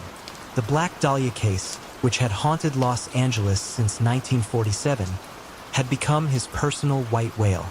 He had retired from the LAPD years ago, but retirement for Miller simply meant more time to devote to his self-appointed mission. His small, nondescript office in a fading downtown building was a sanctuary of theories, photographs, and witness statements, all revolving around the brutal, theatrical murder that had captivated a nation. You might picture his workspace. Floor-to-ceiling bookshelves crammed with binders, stacks of yellowed newspaper clippings precariously balanced, and a corkboard covered in a web of red string connecting faces and dates. Miller believed the official investigation had missed crucial details, overlooked key connections. He was convinced the killer was still out there, possibly living a quiet, unremarkable life, having slipped through the cracks of a panicked, sensationalized investigation. He was notorious among his former colleagues for his single-minded pursuit, often scoffing at their dismissal of the cold case. On the last day anyone saw him, September 12, 1974, Miller had seemed unusually energized. His neighbor, a kindly, elderly woman named Mrs. Henderson who often brought him homemade cookies, recalled him saying, "Mrs. Henderson, I believe I've finally cracked it. The missing piece. It's all coming together." His eyes, usually clouded with fatigue, had a bright, almost manic glint. He had declined her offer of cookies, a rare occurrence, stating he had too much to do. "History is waiting," he'd said with a cryptic smile. The following morning, Miller didn't emerge. His office light remained off.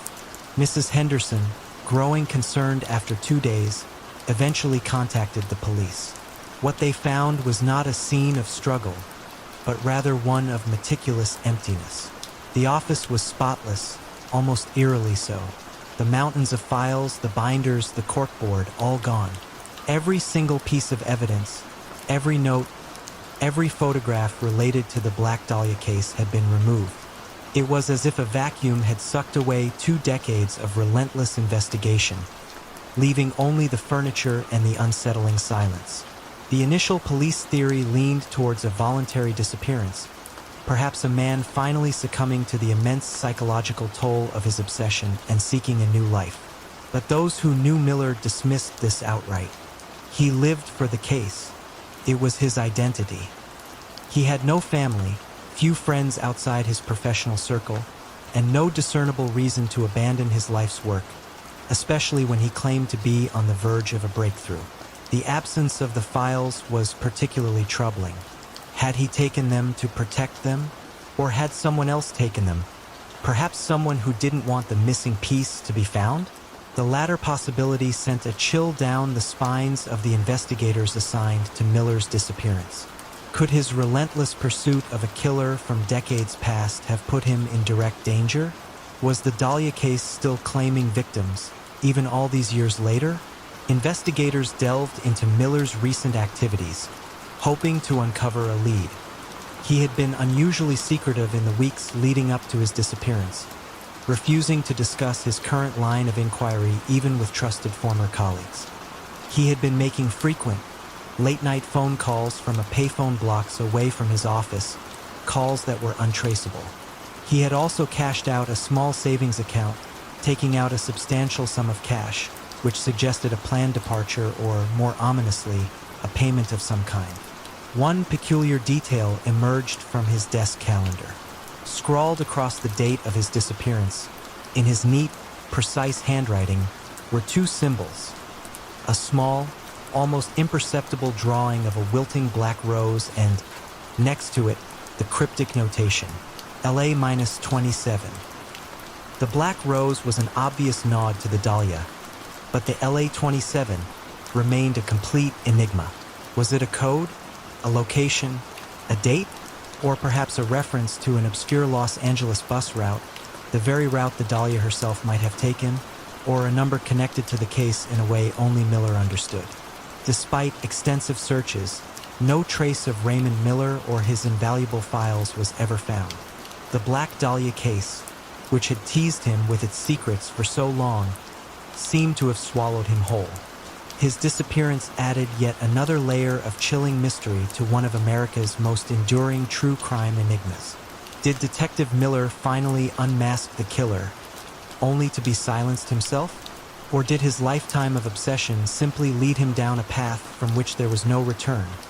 A path into the same shadowy realm as the victim he so tirelessly pursued? The questions hang in the air, as unsolved and as haunting as the original case itself. On December 4, 1872, in the vast, empty expanse of the Atlantic Ocean, a British brigantine named Dei Grazia spotted a ship drifting aimlessly, its sails partly set. As they drew closer, the crew of the Dei Grazia realized something was profoundly wrong. The vessel was the Mary Celeste, a ship known to them, and she was utterly deserted. What happened to the Mary Celeste's captain, Benjamin Briggs, his wife and 2-year-old daughter, and her 7-man crew? Why would a seaworthy ship, with her cargo intact and provisions on board, be found abandoned mid-ocean, leaving behind one of history's most baffling maritime enigmas? The Mary Celeste had departed New York City on November 7, 1872, bound for Genoa, Italy, with a cargo of 1,701 barrels of denatured alcohol. Aboard were Captain Briggs, his wife Sarah, their young daughter Sophia, and a seasoned crew of 7. The voyage began uneventfully. The Dei Grazia, under Captain David Morehouse, had actually departed New York a week after the Mary Celeste and unexpectedly found her drifting about 400 nautical miles east of the Azores. Sensing something was amiss, Morehouse dispatched a small crew, led by his first mate Oliver DeVoe, to investigate. What DeVoe and his men found aboard the Mary Celeste was deeply unsettling. The ship was in a state of disarray, but not distress. The forehatch was open, and the binnacle, which housed the compass, was displaced, its compass destroyed. The ship's single lifeboat was missing, presumably launched or torn away. Yet, the main cargo of alcohol was largely untouched, though 9 barrels in the hold were found empty. Most astonishingly, despite the ship being adrift for an estimated 10 days, there were no signs of struggle or violence. The captain's chronometer and sextant were missing, implying they were taken, but valuable items, including a sewing machine and expensive instruments, were left behind. The galley contained food and cooking utensils, suggesting a meal had been prepared recently. The last entry in the ship's logbook was dated November 25th, indicating the vessel had been abandoned 9 days before its discovery.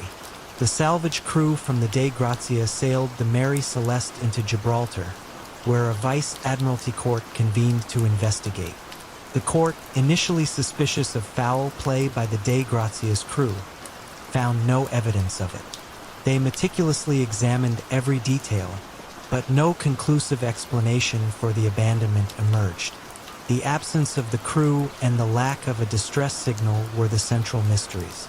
Over the decades, countless theories have been proposed to explain the Mary Celeste's abandonment, each with its own compelling points and fatal flaws. One prominent theory suggests a mutiny or piracy. However, there was no evidence of struggle on board, and the cargo, which would have been valuable to pirates, was largely untouched. Also, the crew was described as loyal and experienced. Another theory posits a seaquake or unusual swell. A sudden, violent tremor of the ocean floor could have caused the cargo of alcohol to shift or the ship to lurch violently, leading the crew to believe the vessel was sinking. In a panic, they might have launched the lifeboat, only for the Mary Celeste to recover, leaving them adrift and lost. The open hatch and displaced binnacle could support this, as could the empty barrels, perhaps ruptured by pressure changes. However, it's hard to imagine experienced seamen abandoning a ship in such a way without taking more precautions or trying to reboard. The exploding alcohol theory suggests that the alcohol fumes in the hold might have caused a minor explosion, leading the crew to fear a larger, catastrophic one. They might have opened the hatch to ventilate the hold, then hastily abandoned ship in the lifeboat. The 9 empty barrels could be evidence of a leak or explosion. If the explosion was contained and didn't damage the ship significantly, they might have waited in the lifeboat, only to be swept away by a sudden squall or to perish from exposure. Some suggest a waterspout or a rogue wave could have swept men from the deck, leading others to abandon ship to rescue them, only for the lifeboat to become separated. However, this doesn't fully account for the apparent lack of damage to the ship itself. More fantastical theories include alien abduction, a sea monster attack, or paranormal activity, but these are largely dismissed by serious investigators due to lack of evidence. The Mary Celeste was eventually returned to service after the salvage proceedings, but she never escaped the shadow of her past. She changed hands multiple times, her reputation as a ghost ship following her. Her ultimate demise in 1885, when she was deliberately wrecked for an insurance fraud scheme, was a far less romantic end than the mystery that made her famous. The fate of Captain Briggs and his crew remains utterly unknown. Their disappearance left behind a ghost ship, a few puzzling clues, and an enduring question that continues to echo across the Atlantic waves. What terrifying, unknown event caused the complete and sudden evacuation of the Mary Celeste, leaving her to drift silently as a testament to the ocean's inscrutable power? In the summer of 1912, the quiet, picturesque town of Villisca, Iowa, was shattered by an act of unimaginable brutality. On the night of June 9th, 6 members of the Moore family, Josiah and Sarah, and their 4 children Herman, Catherine, Boyd, and Paul, were bludgeoned to death in their beds. Adding to the horror, 2 visiting friends of the children, Ina and Lena Stillinger, were also murdered in the same manner. 8 people, including 6 children, wiped out in a single terrifying night. Who committed this unspeakable crime, and why? Despite decades of investigation and numerous suspects, has the Villisca Axe murder case remained one of America's most enduring and chilling unsolved mysteries. The scene discovered on the morning of June 10th by concerned neighbors was one of profound horror. All 8 victims had been killed with an axe, found leaning against a wall in the children's bedroom. The axe belonged to Josiah Moore. Each victim had been struck multiple times in the head. The faces of the victims were covered with bedclothes, a strange detail suggesting an attempt to obscure their expressions, or perhaps the killer's own revulsion. A piece of an oil lamp chimney was found near the pillow of one of the victims, its top carefully removed and placed on the floor. Beyond the sheer brutality, several peculiar details emerged from the crime scene, adding layers of baffling complexity. All the windows in the house had been carefully covered, either with curtains or clothing, as if the killer wished to work undisturbed and unseen, or perhaps to obscure the view of the horrors within from any passerby. A plate of uneaten food and a bowl of bloody water were found on the kitchen table, suggesting the killer might have spent some time in the house after the murders. Perhaps most unsettling were the two axes found, one in the boys' room and one near the front door, both owned by the family, yet only one was confirmed as the murder weapon. Investigators arrived quickly, but in the early 20th century, forensic science was rudimentary. The crime scene was not preserved to modern standards. Numerous people, including townspeople and reporters, walked through the house, potentially destroying valuable evidence. Despite this, law enforcement pursued every possible lead. Local suspects were questioned, including Frank F. Jones, a state senator and prominent Villisca resident who had a long-standing business dispute with Josiah Moore. Another suspect was William Mansfield, a serial killer of families with an axe, though he was never conclusively linked to Villisca. Perhaps the most intriguing and unsettling suspect was Reverend George Kelly, a traveling preacher who had been in Villisca on the night of the murders. He had a history of mental instability and a reported fascination with the case, later confessing to the murders, only to recant and then be acquitted in a heavily publicized trial, leaving the question of his guilt forever unresolved. The peculiar details continued to haunt the investigation. The fact that the killer covered the victims' faces, but then seemingly remained in the house for hours, eating food and perhaps even sitting in the dark, pointed to a disturbed mind, one perhaps intimately familiar with the house or with a ritualistic approach to the killings. The missing house keys, never recovered, also suggested a meticulously planned escape or a killer who intended to return. The lack of forced entry indicated that either the doors were unlocked or the killer had a key. The motive also remained elusive. While robbery was considered, no valuables were taken, and the murders were far more brutal than necessary for a simple theft. The sexual assault of Lena Stillinger was discovered, suggesting a sexual motive for at least part of the crime. Yet the scale of the massacre seemed to go beyond that. Over the years, the Villisca Axe murders have been the subject of countless books, documentaries, and amateur investigations. The case has become almost legendary, a macabre touchstone in American true crime history. The sheer audacity of the crime, committed in a small, close-knit community, and the complete lack of a definitive resolution have allowed speculation to flourish. Was it a lone, deranged individual, a transient killer who moved on to other towns? Was it someone known to the family, whose motive was so deeply personal it remains hidden? Or was it a more complex, perhaps even ritualistic act that defied the simple understanding of motive? The town of Villisca itself, understandably, has never fully recovered from the horror of that night. The Moore House still stands, a silent monument to the tragedy, drawing visitors who seek to understand the incomprehensible. The names of the 8 victims echo in the annals of unsolved crimes, their peaceful slumber brutally interrupted by an unknown assailant, leaving behind a chilling silence and a profound question. Who walked into that house on a summer night in 1912, leaving behind a scene of unspeakable horror? And why did they vanish without a trace, taking their dark secret with them forever? In the late summer of 1888, the fog-laden streets of Whitechapel, London, became the hunting ground for a killer whose identity would elude the world for over a century. From August to November, 5 women, all prostitutes, were brutally murdered and mutilated in the East End, their deaths sending ripples of terror across Victorian society and sparking a global fascination that endures to this day. Who was this elusive figure, dubbed Jack the Ripper by the press? And why did his reign of terror suddenly cease, leaving behind a trail of unanswered questions and a chilling legacy? The first canonical victim, Marion Nichols, was found on August 31st, 1888. Her throat severed and her abdomen mutilated. Just a week later, Annie Chapman was discovered, similarly disemboweled, her uterus missing. The ferocity and surgical precision of the attacks immediately distinguished them from ordinary street violence.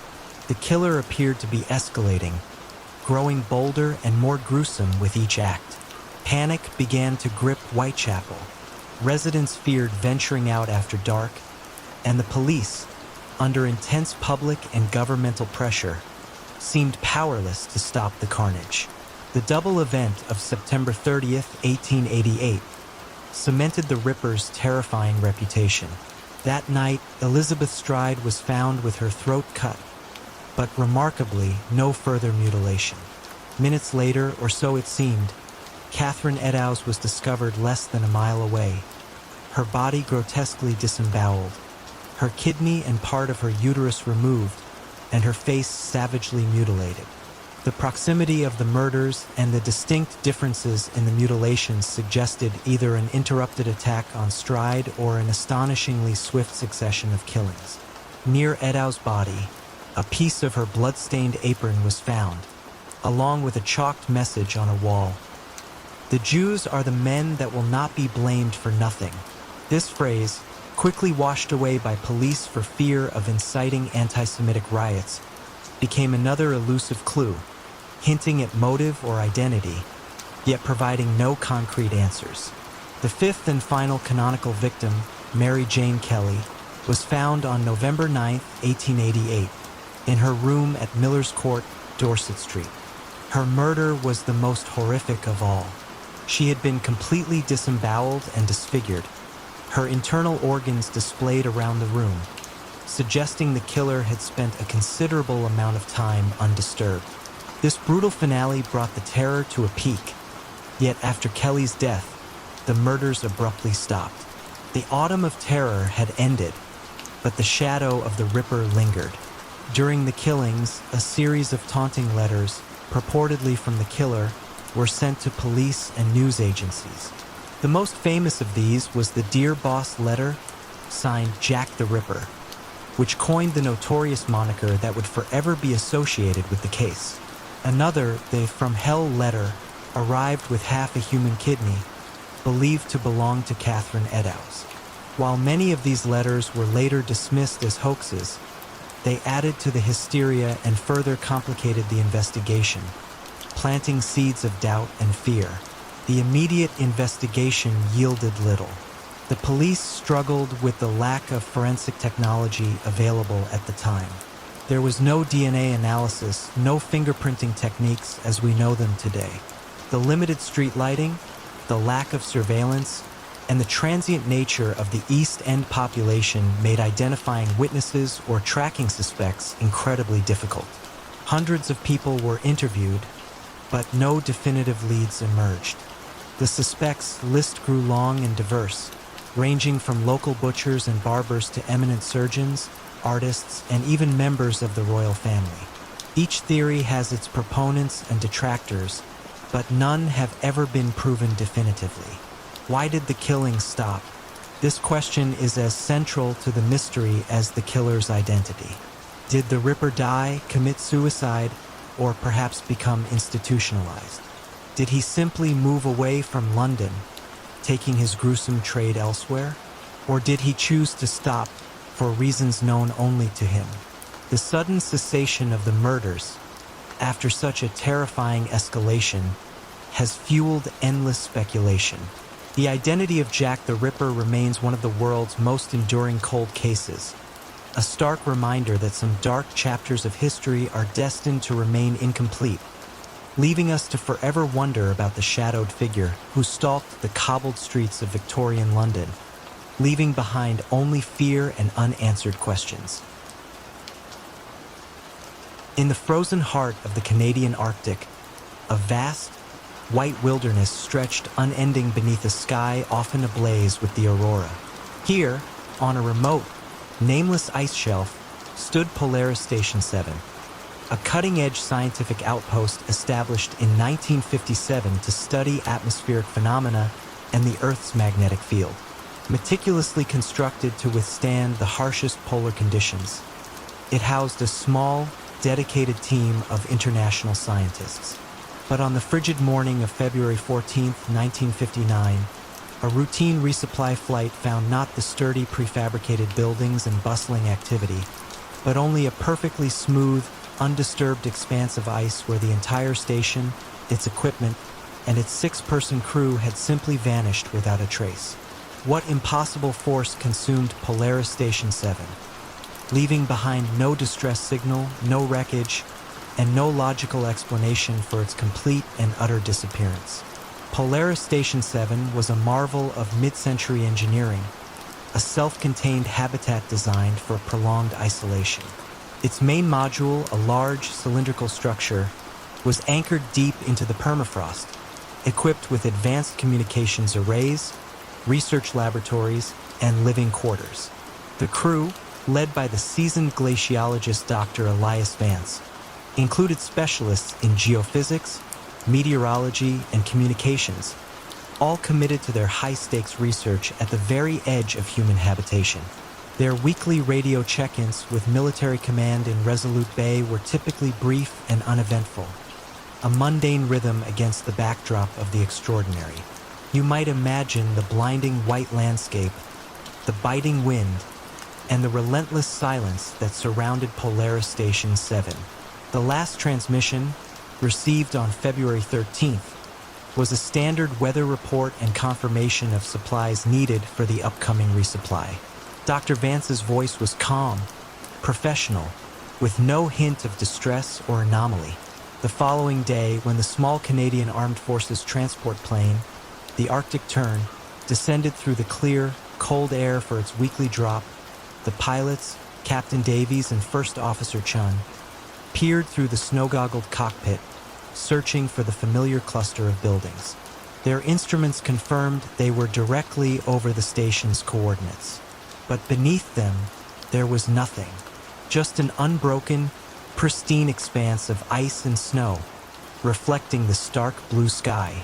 Not a single structure, not a flicker of light, not even the anchor chains that were supposed to hold the station in place. Their initial thought was a navigation error, but repeated passes confirmed their precise location. Then they descended lower, hovering just feet above where the station should have been. The ice was perfectly smooth, utterly undisturbed. It was as if the station had never existed, or had been cleanly lifted from the ground without disturbing the surface around it. There were no marks of heavy machinery, no skid marks, no debris field, nothing to indicate a violent collapse or a gradual sinking. An immediate and extensive search was launched, involving military aircraft, icebreakers, and specialized ground teams from both Canada and the United States. Given the international nature of the crew, they scoured hundreds of square miles of the surrounding Arctic, looking for any sign of wreckage, any oil slick, any piece of equipment that might have floated away. Divers explored the frigid waters beneath the ice shelf, but found nothing beneath the station's former location, just the dark, immense depths of the Arctic Ocean. The lack of any physical evidence baffled investigators. The station was designed to be incredibly robust. A storm, even an extreme one, would have left wreckage. An ice fissure would have left a broken ice shelf. A fire would have left charring and melted snow. But the site was perfectly clean. Several theories emerged, each more perplexing than the last. One considered a top-secret covert operation by a rival nation, perhaps the Soviet Union, to abduct the scientists and the station's cutting-edge equipment.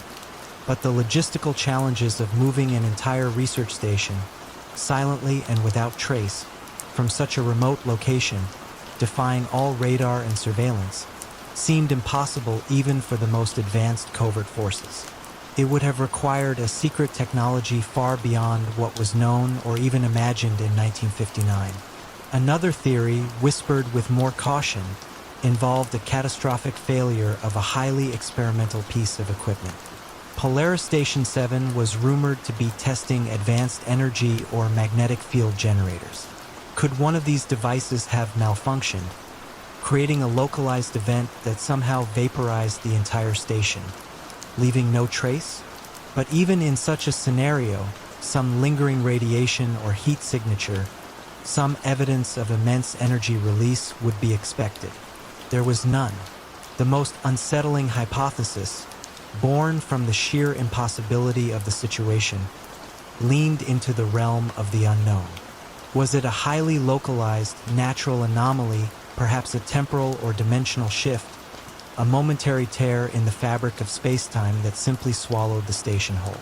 The sheer cleanness of the disappearance, the unblemished ice, lent itself to such fantastical notions. The very air around the former site felt different, colder, more silent to some who visited it.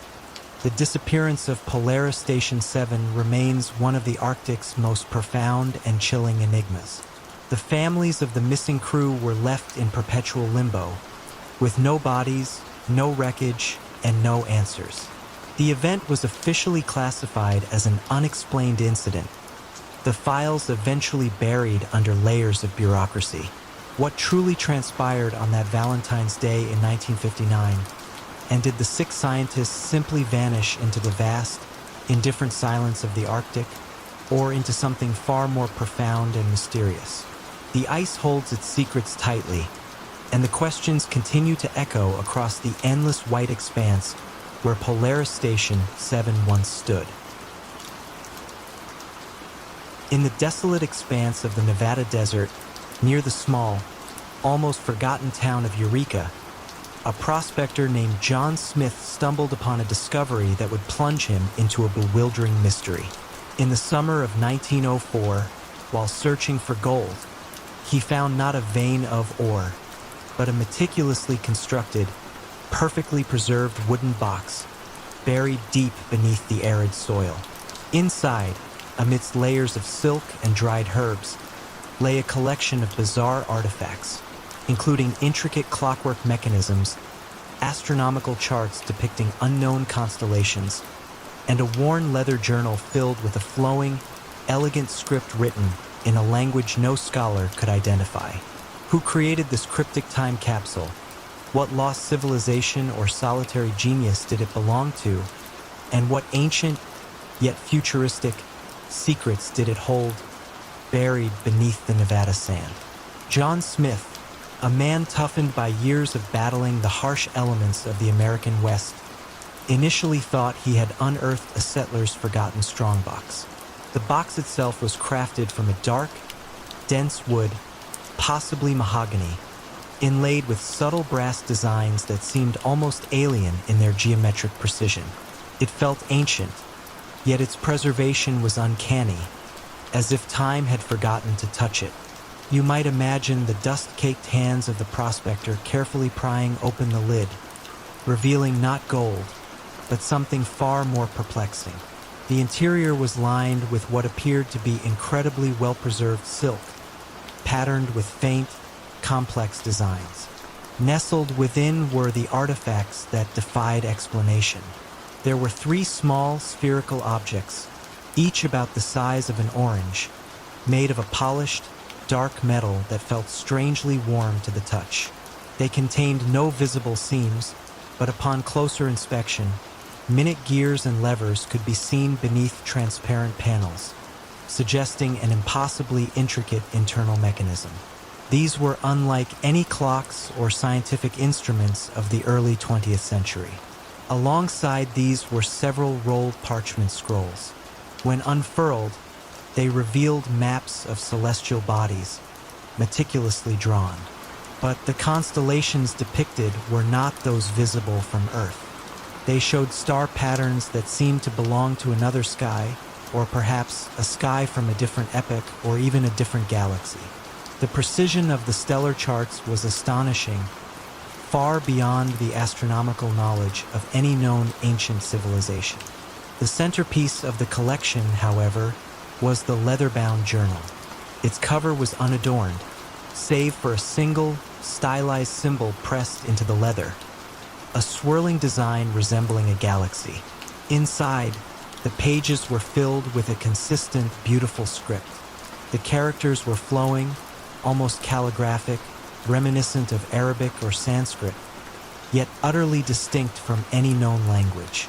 Smith, unable to read it, noted the precise, almost obsessive detail of the drawings interspersed among the text, mechanical diagrams, botanical illustrations of plants unknown to the region, and enigmatic symbols that repeated throughout the pages.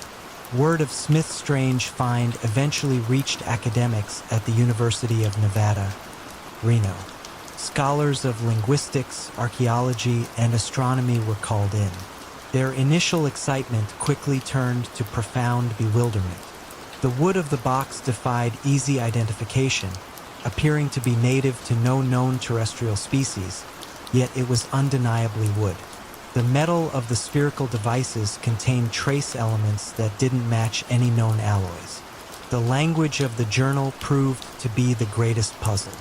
Despite efforts from renowned linguists, no known alphabet or linguistic family offered a match. The intricate grammar and vocabulary seemed completely alien. Was it a cipher? A lost tongue from a forgotten corner of history? Or something far more extraordinary?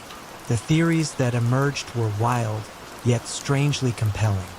One suggested the box was a relic from an unknown, highly advanced ancient civilization that had somehow existed and perished without leaving any other trace. Perhaps they were nomadic, leaving only this single, enigmatic testament to their existence, hidden in the remote desert. The advanced clockwork and astronomical knowledge seemed to support this, pushing the boundaries of what was thought possible for early human societies. Another theory, whispered with more caution, considered an extraterrestrial origin.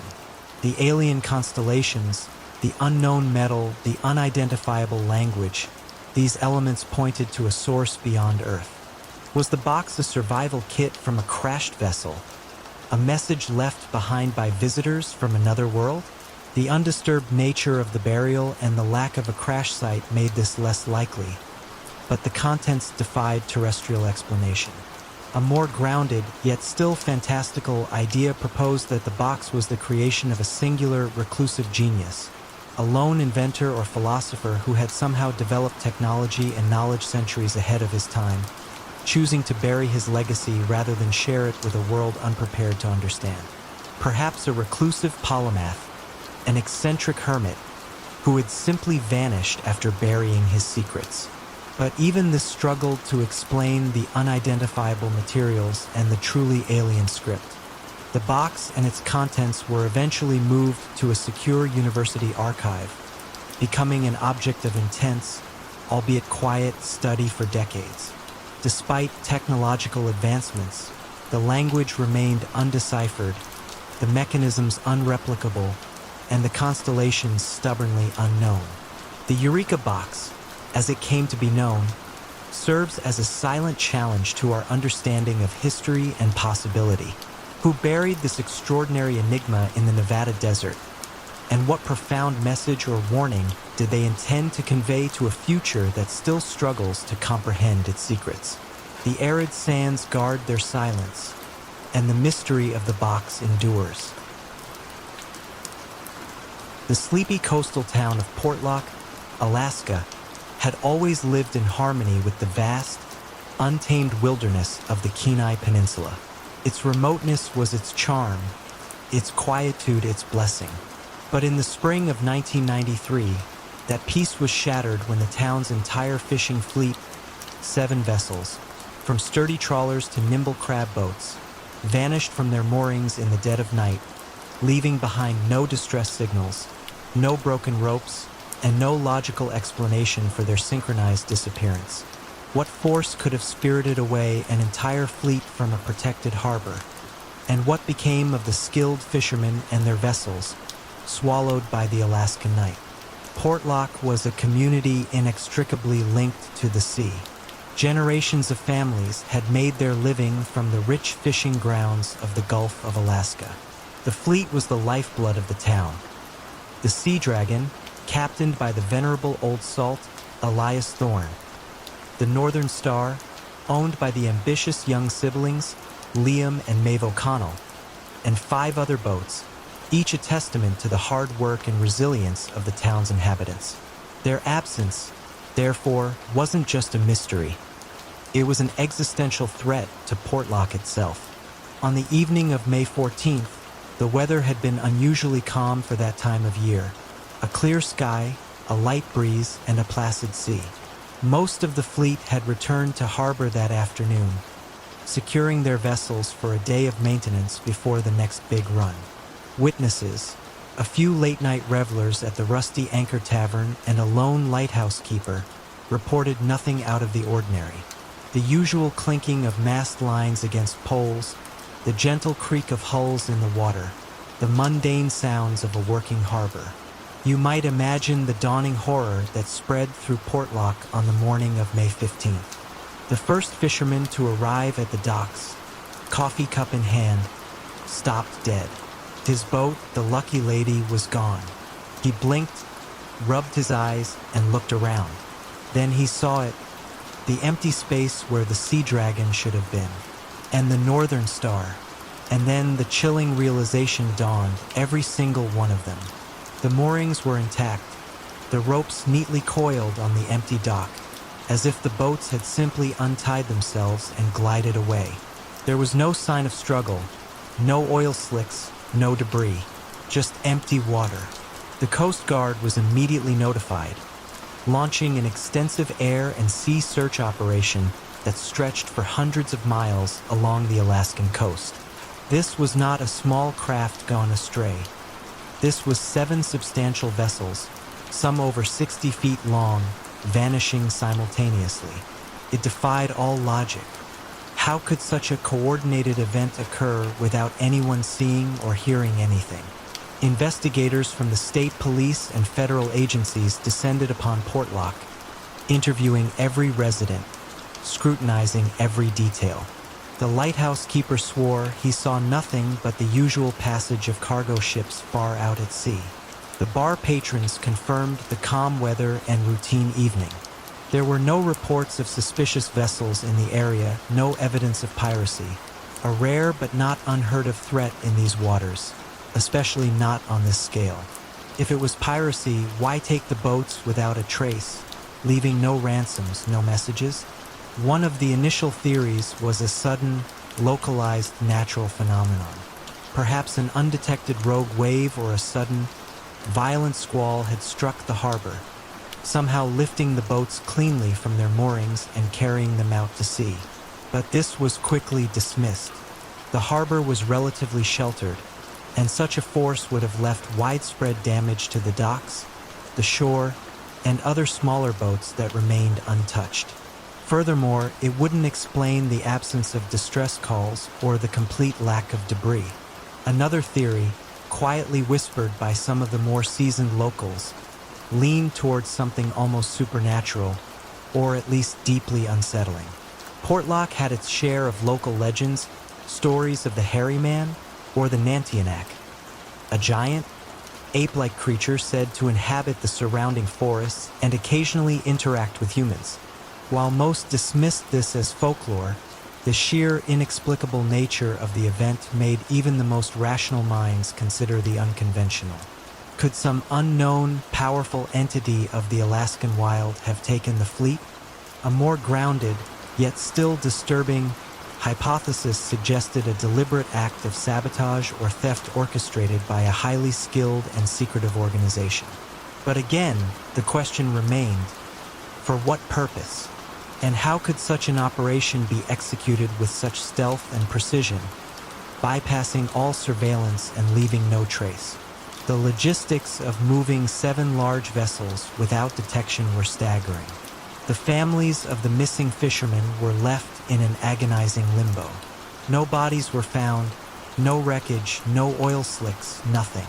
The sea, which had always provided for Portlock, had now inexplicably taken its heart. The town, once vibrant, began to wither. People moved away, unable to bear the haunted silence of the empty docks. Years passed.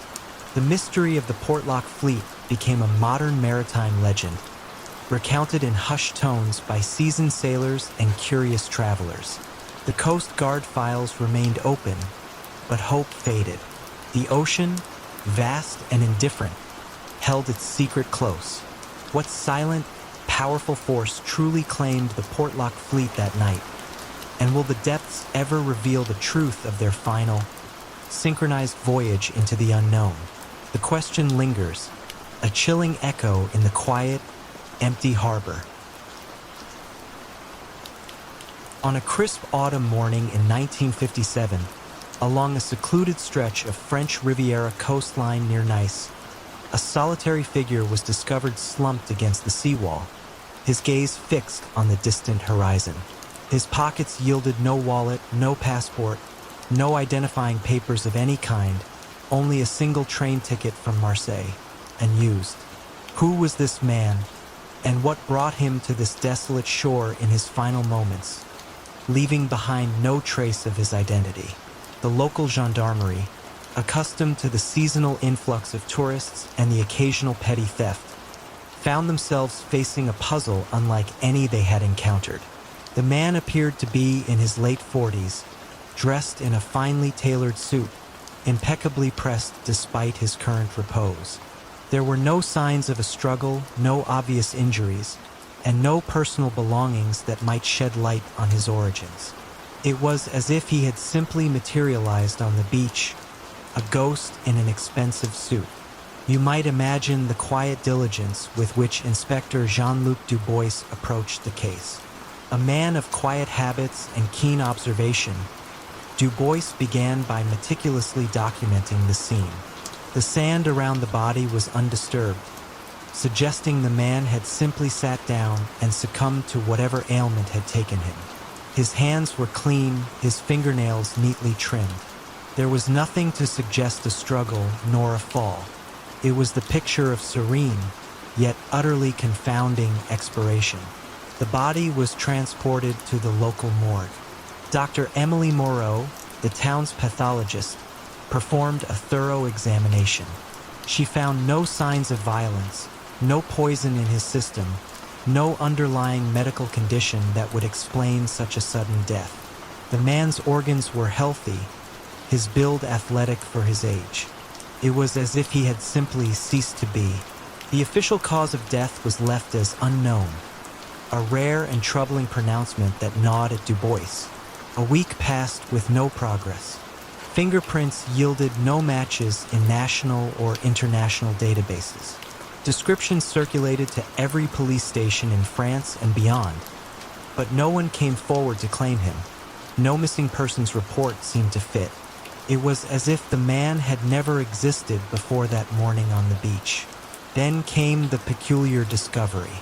While sorting through the deceased's clothing one last time before it was cataloged for storage, a young officer noticed a small, almost imperceptible tear in the lining of the man's jacket near the left lapel.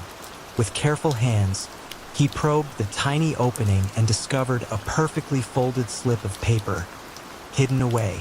It was a single, ordinary piece of paper, no larger than a postage stamp, and upon it, meticulously typed, were just two words: loose silence.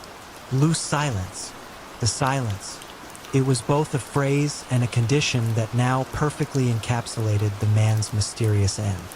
Inspector Dubois felt a shiver run down his spine. Was it a clue? A name? A code word? Or perhaps a philosophical statement? A quiet farewell? The words offered no immediate answers, yet they deepened the enigma considerably. The phrase led to a new avenue of inquiry, albeit a frustrating one. Dubois had officers discreetly inquire about any local groups or organizations known as Loose Silence, or even individuals associated with such a moniker. They found nothing. Libraries were scoured for books or poems with such a title or central theme, but the results were too broad to be helpful. It was a needle in a haystack, and the haystack seemed to stretch across an entire continent. One theory that gained quiet traction among the investigative team was the idea of espionage. The man's perfectly tailored, yet unmarked, clothing, the lack of identification, the cryptic note hidden away, all suggested a deliberate effort to erase his identity. Was Lou's silence a code name, a mission, or perhaps a warning? The Cold War was very real, and the French Riviera was known for its quiet wealth and international connections, making it a plausible backdrop for such clandestine affairs. Had he been a spy, compromised and silenced? Or perhaps a defector, seeking a new life only to find a premature end? Another, more romantic theory suggested a secret liaison. Could Lou's silence refer to a pact of discretion between lovers? A clandestine meeting gone tragically wrong?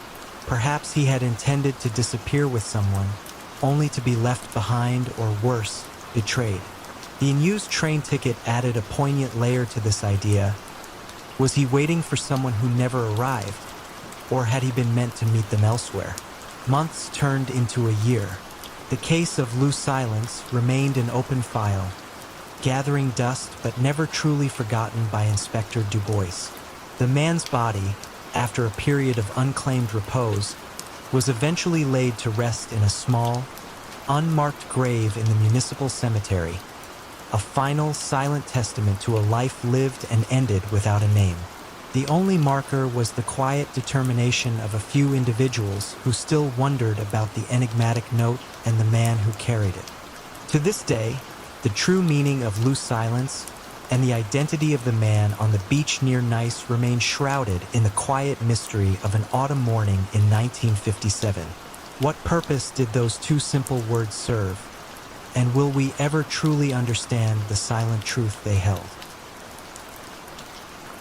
On Thanksgiving Eve, November 24, 1971, a man calling himself Dan Cooper boarded Northwest Orient Airlines Flight 305 from Portland to Seattle.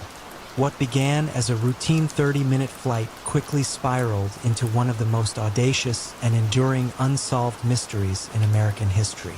Cooper, a seemingly unremarkable passenger, claimed to have a bomb, extorted $200,000 in cash and 4 parachutes, and then, after releasing the passengers in Seattle, forced the crew to fly south before famously parachuting into the night over the rugged wilderness of the Pacific Northwest. Who was D.B. Cooper, as he became known due to a media misreporting? And how did he vanish without a trace, leaving behind only tantalizing clues and a legend that persists to this day? The man, described as being in his mid-40s, wearing a dark suit, black tie, and white shirt, calmly handed a note to flight attendant Florence Schaffner shortly after takeoff. She initially ignored it, thinking it was a business proposition, but Cooper insisted she read it, whispering, "Miss, you'd better look at that note. I have a bomb." The note, which Schaffner later recalled was neatly printed, stated his demands: $200,000 in unmarked $20 bills and 4 parachutes, 2 main, 2 reserve. He remained calm and polite throughout the ordeal, even ordering a bourbon and soda. Upon landing at Seattle-Tacoma International Airport, Cooper's demands were met. The passengers were released in exchange for the money and parachutes. Cooper then ordered the crew, consisting of the pilot, co-pilot, flight engineer, and 1 flight attendant, Tina Mucklow, to take off again. His instructions were precise. Fly south at a low altitude, no higher than 10,000 feet, with the landing gear extended and the rear fuselage air stairs deployed. The flight path was to be towards Mexico City, with a refueling stop in Reno, Nevada. As the Boeing 727 flew into the dark and stormy night over southwestern Washington, Cooper methodically prepared himself. He tied the money bag to his body, donned one of the parachutes, and around 8:13 p.m., somewhere between Seattle and Reno, he opened the aft air stairs and jumped into the frigid, rain-swept darkness. The weather conditions were severe, with strong winds and 0 visibility, making the jump incredibly dangerous. He was never seen again. The immediate aftermath saw one of the largest and most extensive manhunts in FBI history, codenamed Norjack, Northwest Hijacking. Hundreds of agents and military personnel scoured the rugged terrain around the assumed drop zone, which initially was thought to be near Lake Merwin, Washington. They searched for years, using everything from ground teams to sophisticated, for the time, aerial surveillance, but found no body, no parachute, and no money. The only physical evidence left behind on the plane were 8 fingerprints, unidentifiable, a black clip-on tie, and 2 of the 4 parachutes. The tie, a particularly unique piece, later became the subject of extensive forensic analysis, yielding trace elements that offered clues to Cooper's potential profession or interests, but no definitive identity. For nearly a decade, the case remained cold, a persistent enigma. Then, in February 1980, a 9-year-old boy named Brian Ingram, vacationing with his family along the Columbia River near Vancouver, Washington, discovered a bundle of highly deteriorated $20 bills. The serial numbers matched those given to Cooper. This was the first, and to this day, the only tangible piece of the ransom ever recovered. The discovery site, miles downstream from the original assumed drop zone, significantly complicated the theories about Cooper's landing point and survival. The theories surrounding Cooper's fate are numerous. The most widely accepted among law enforcement is that he did not survive the jump. The severe weather conditions, the night jump into unforgiving wilderness, and his likely lack of significant skydiving experience, as deduced from his choice of a main parachute and his tying of the money, would have made survival extremely difficult, if not impossible. The recovered money, found dislodged from its bundle, could have been lost during his descent or by the river's currents. However, the romantic notion that he survived and simply vanished with the remaining fortune continues to captivate. This theory often posits that Cooper was an expert skydiver or a former military paratrooper, meticulously planning his escape. Numerous individuals have been put forward as suspects over the years, from Richard Floyd McCoy Jr., who carried out a similar skyjacking months later and was often mistaken for Cooper, to Kenneth Christensen, Dwayne Weber, and most recently Robert Rackstraw, but none have ever been definitively linked to the crime by the FBI. The D.B. Cooper case remains the only unsolved skyjacking in aviation history. The identity of the man in the suit who plummeted into the night and the fate of the vast majority of the ransom money continue to be subjects of intense fascination. The discovery of the partial ransom near a major river, far from where he was thought to have landed, adds a confounding layer to the puzzle. Did he perish in the cold, dark woods, or did he somehow pull off the perfect crime and live out his days on a tropical beach, leaving us to forever wonder about the ultimate disappearing act? On December 2nd, 1949, a well-dressed man checked into the hotel president in Kansas City, Missouri, under the name Roland T. Owen. His stay began normally, but over the next few days, a series of increasingly bizarre and unsettling events unfolded around him, culminating in his mysterious death. What truly happened in room 1046? And who was this enigmatic Roland T. Owen, who left behind no identification, no clear motive for his murder, and a trail of perplexing clues that continue to confound investigators? Roland T. Owen was described by hotel staff as a polite, clean-cut man in his late 20s or early 30s. He wore a dark suit, a tie, and carried a zipper bag. His room 1046 was unremarkable. However, on December 3rd, a maid named Mary Soptic attempted to clean the room but found the door locked from the outside. She assumed he was out and decided to return later. When she tried again later, he was inside, allowing her entry. She noticed the room was dim, with the blinds drawn, and Owen was sitting in the corner, appearing ill.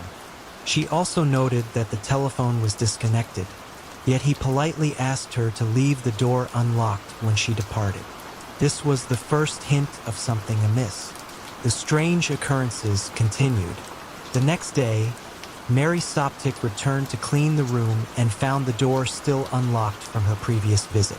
This time, Owen was lying in bed, fully dressed.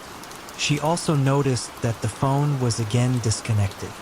When she reached for it, Owen reportedly told her, "No, I'm all right. Just leave it." There were no other guests visible, but Mary heard two male voices speaking in the room, one responding to Owen's questions. Though she couldn't discern the words, she attributed it to a normal conversation between two men. As she finished cleaning, Owen thanked her and reiterated his request to leave the door unlocked. Hours later, the hotel switchboard operator received a call from room 1046, reporting that the phone was dead. A repairman, Harold G. Phillips, was dispatched. He discovered the phone receiver had been taken off the hook. When he entered, he found Owen sitting in the dark room, in his underwear with the door ajar. Phillips noticed that Owen's head seemed to be in an unusual position, and there was a dark, reddish-brown stain on his bedsheets.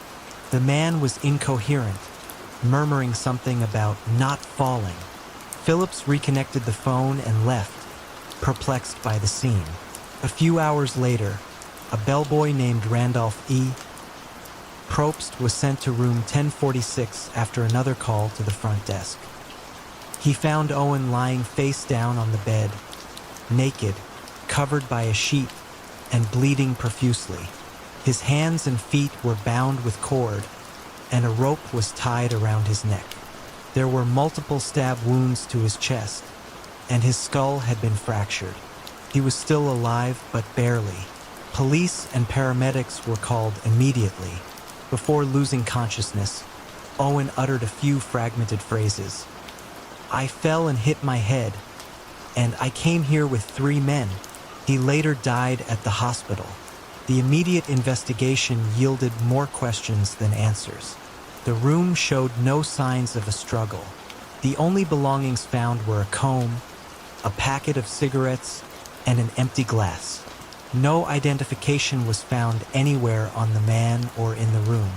The lack of a clear point of entry or exit, given the locked door from the outside and the later unlocked door, added to the confusion.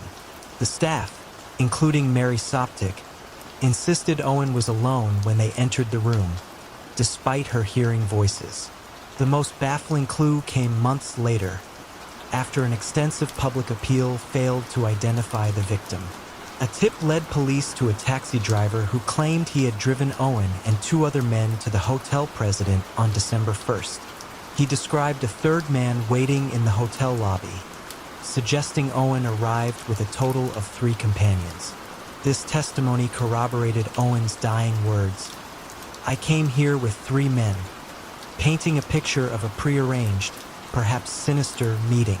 The taxi driver also recalled that Owen seemed agitated, mentioning that they were going to kill him. Eventually, the victim was identified as Artemis Ogletree, a 17-year-old drifter from Alabama who had a history of traveling and using aliases. His family confirmed his identity through photographs, but they had no idea why he was in Kansas City or what he was involved in.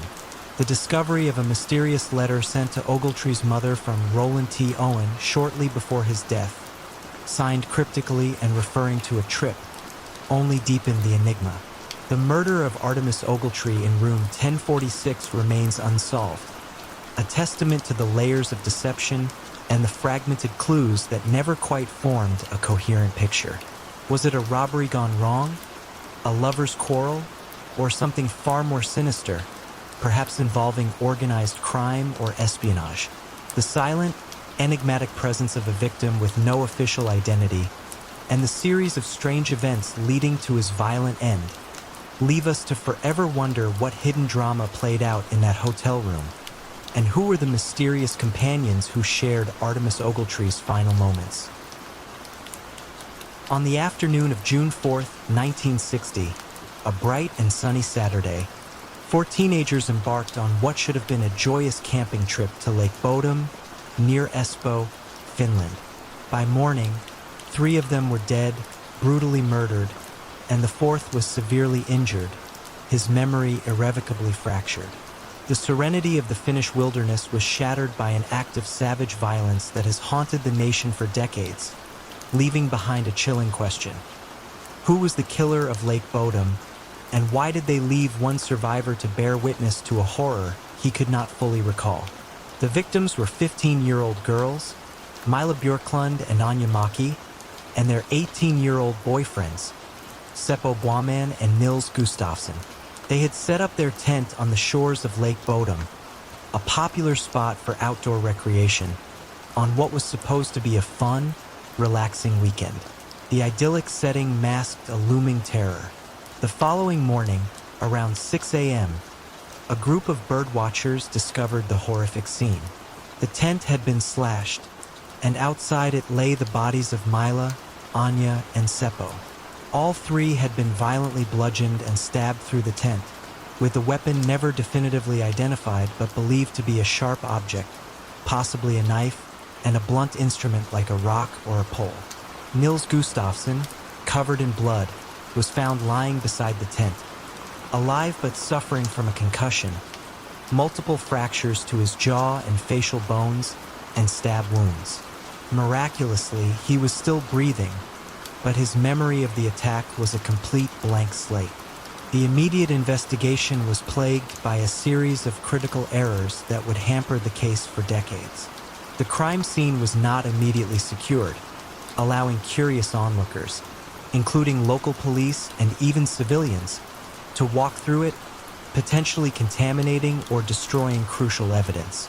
Important items, like the victims' wallets and some of their clothes, were found missing, suggesting robbery. Yet a motorbike belonging to one of the boys was left untouched. The murder weapon was never found, nor were the missing items. The initial medical examination also failed to uncover all of Gustafsson's injuries, further complicating the early stages of the investigation. The lack of a clear motive and the absence of a discernible killer created a vacuum that quickly filled with theories and speculation. Local eccentricities and grudges were explored. One early suspect was Carl Valdemar Gillström, a kiosk owner who was known to harbor resentment towards campers and was rumored to have thrown stones at people on the beach. He was also reported to have made strange comments about the murders after they occurred. However, he had a strong alibi and later committed suicide by drowning, leaving a note that offered no confession or enlightenment about the Bodom killings. Another suspect was Pentti Eskelinen, a known criminal in the area, but no direct link was ever established. As the years turned into decades, the Lake Bodom murders became Finland's most notorious cold case, akin to a national obsession. The sole survivor, Nils Gustafsson, lived with the burden of not remembering the night that claimed his friends and left him scarred, both physically and psychologically. He underwent extensive therapy and hypnosis in attempts to retrieve his memories, but the traumatic amnesia remained.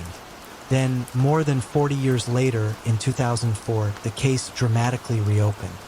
DNA technology, unavailable in 1960, was now capable of analyzing minute traces of evidence.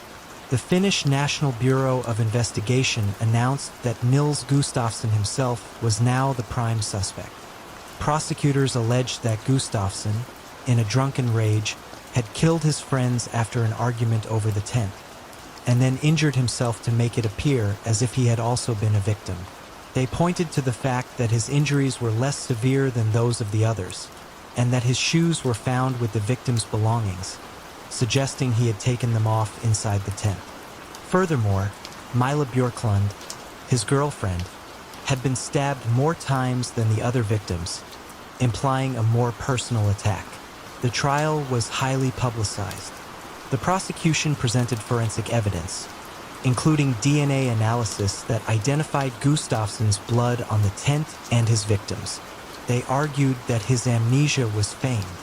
However, the defense countered with evidence suggesting that Gustafsson's injuries were too severe to be self-inflicted, and that his physical condition would have made it impossible for him to carry out such a brutal attack on 3 people, then injure himself and then dispose of the weapon.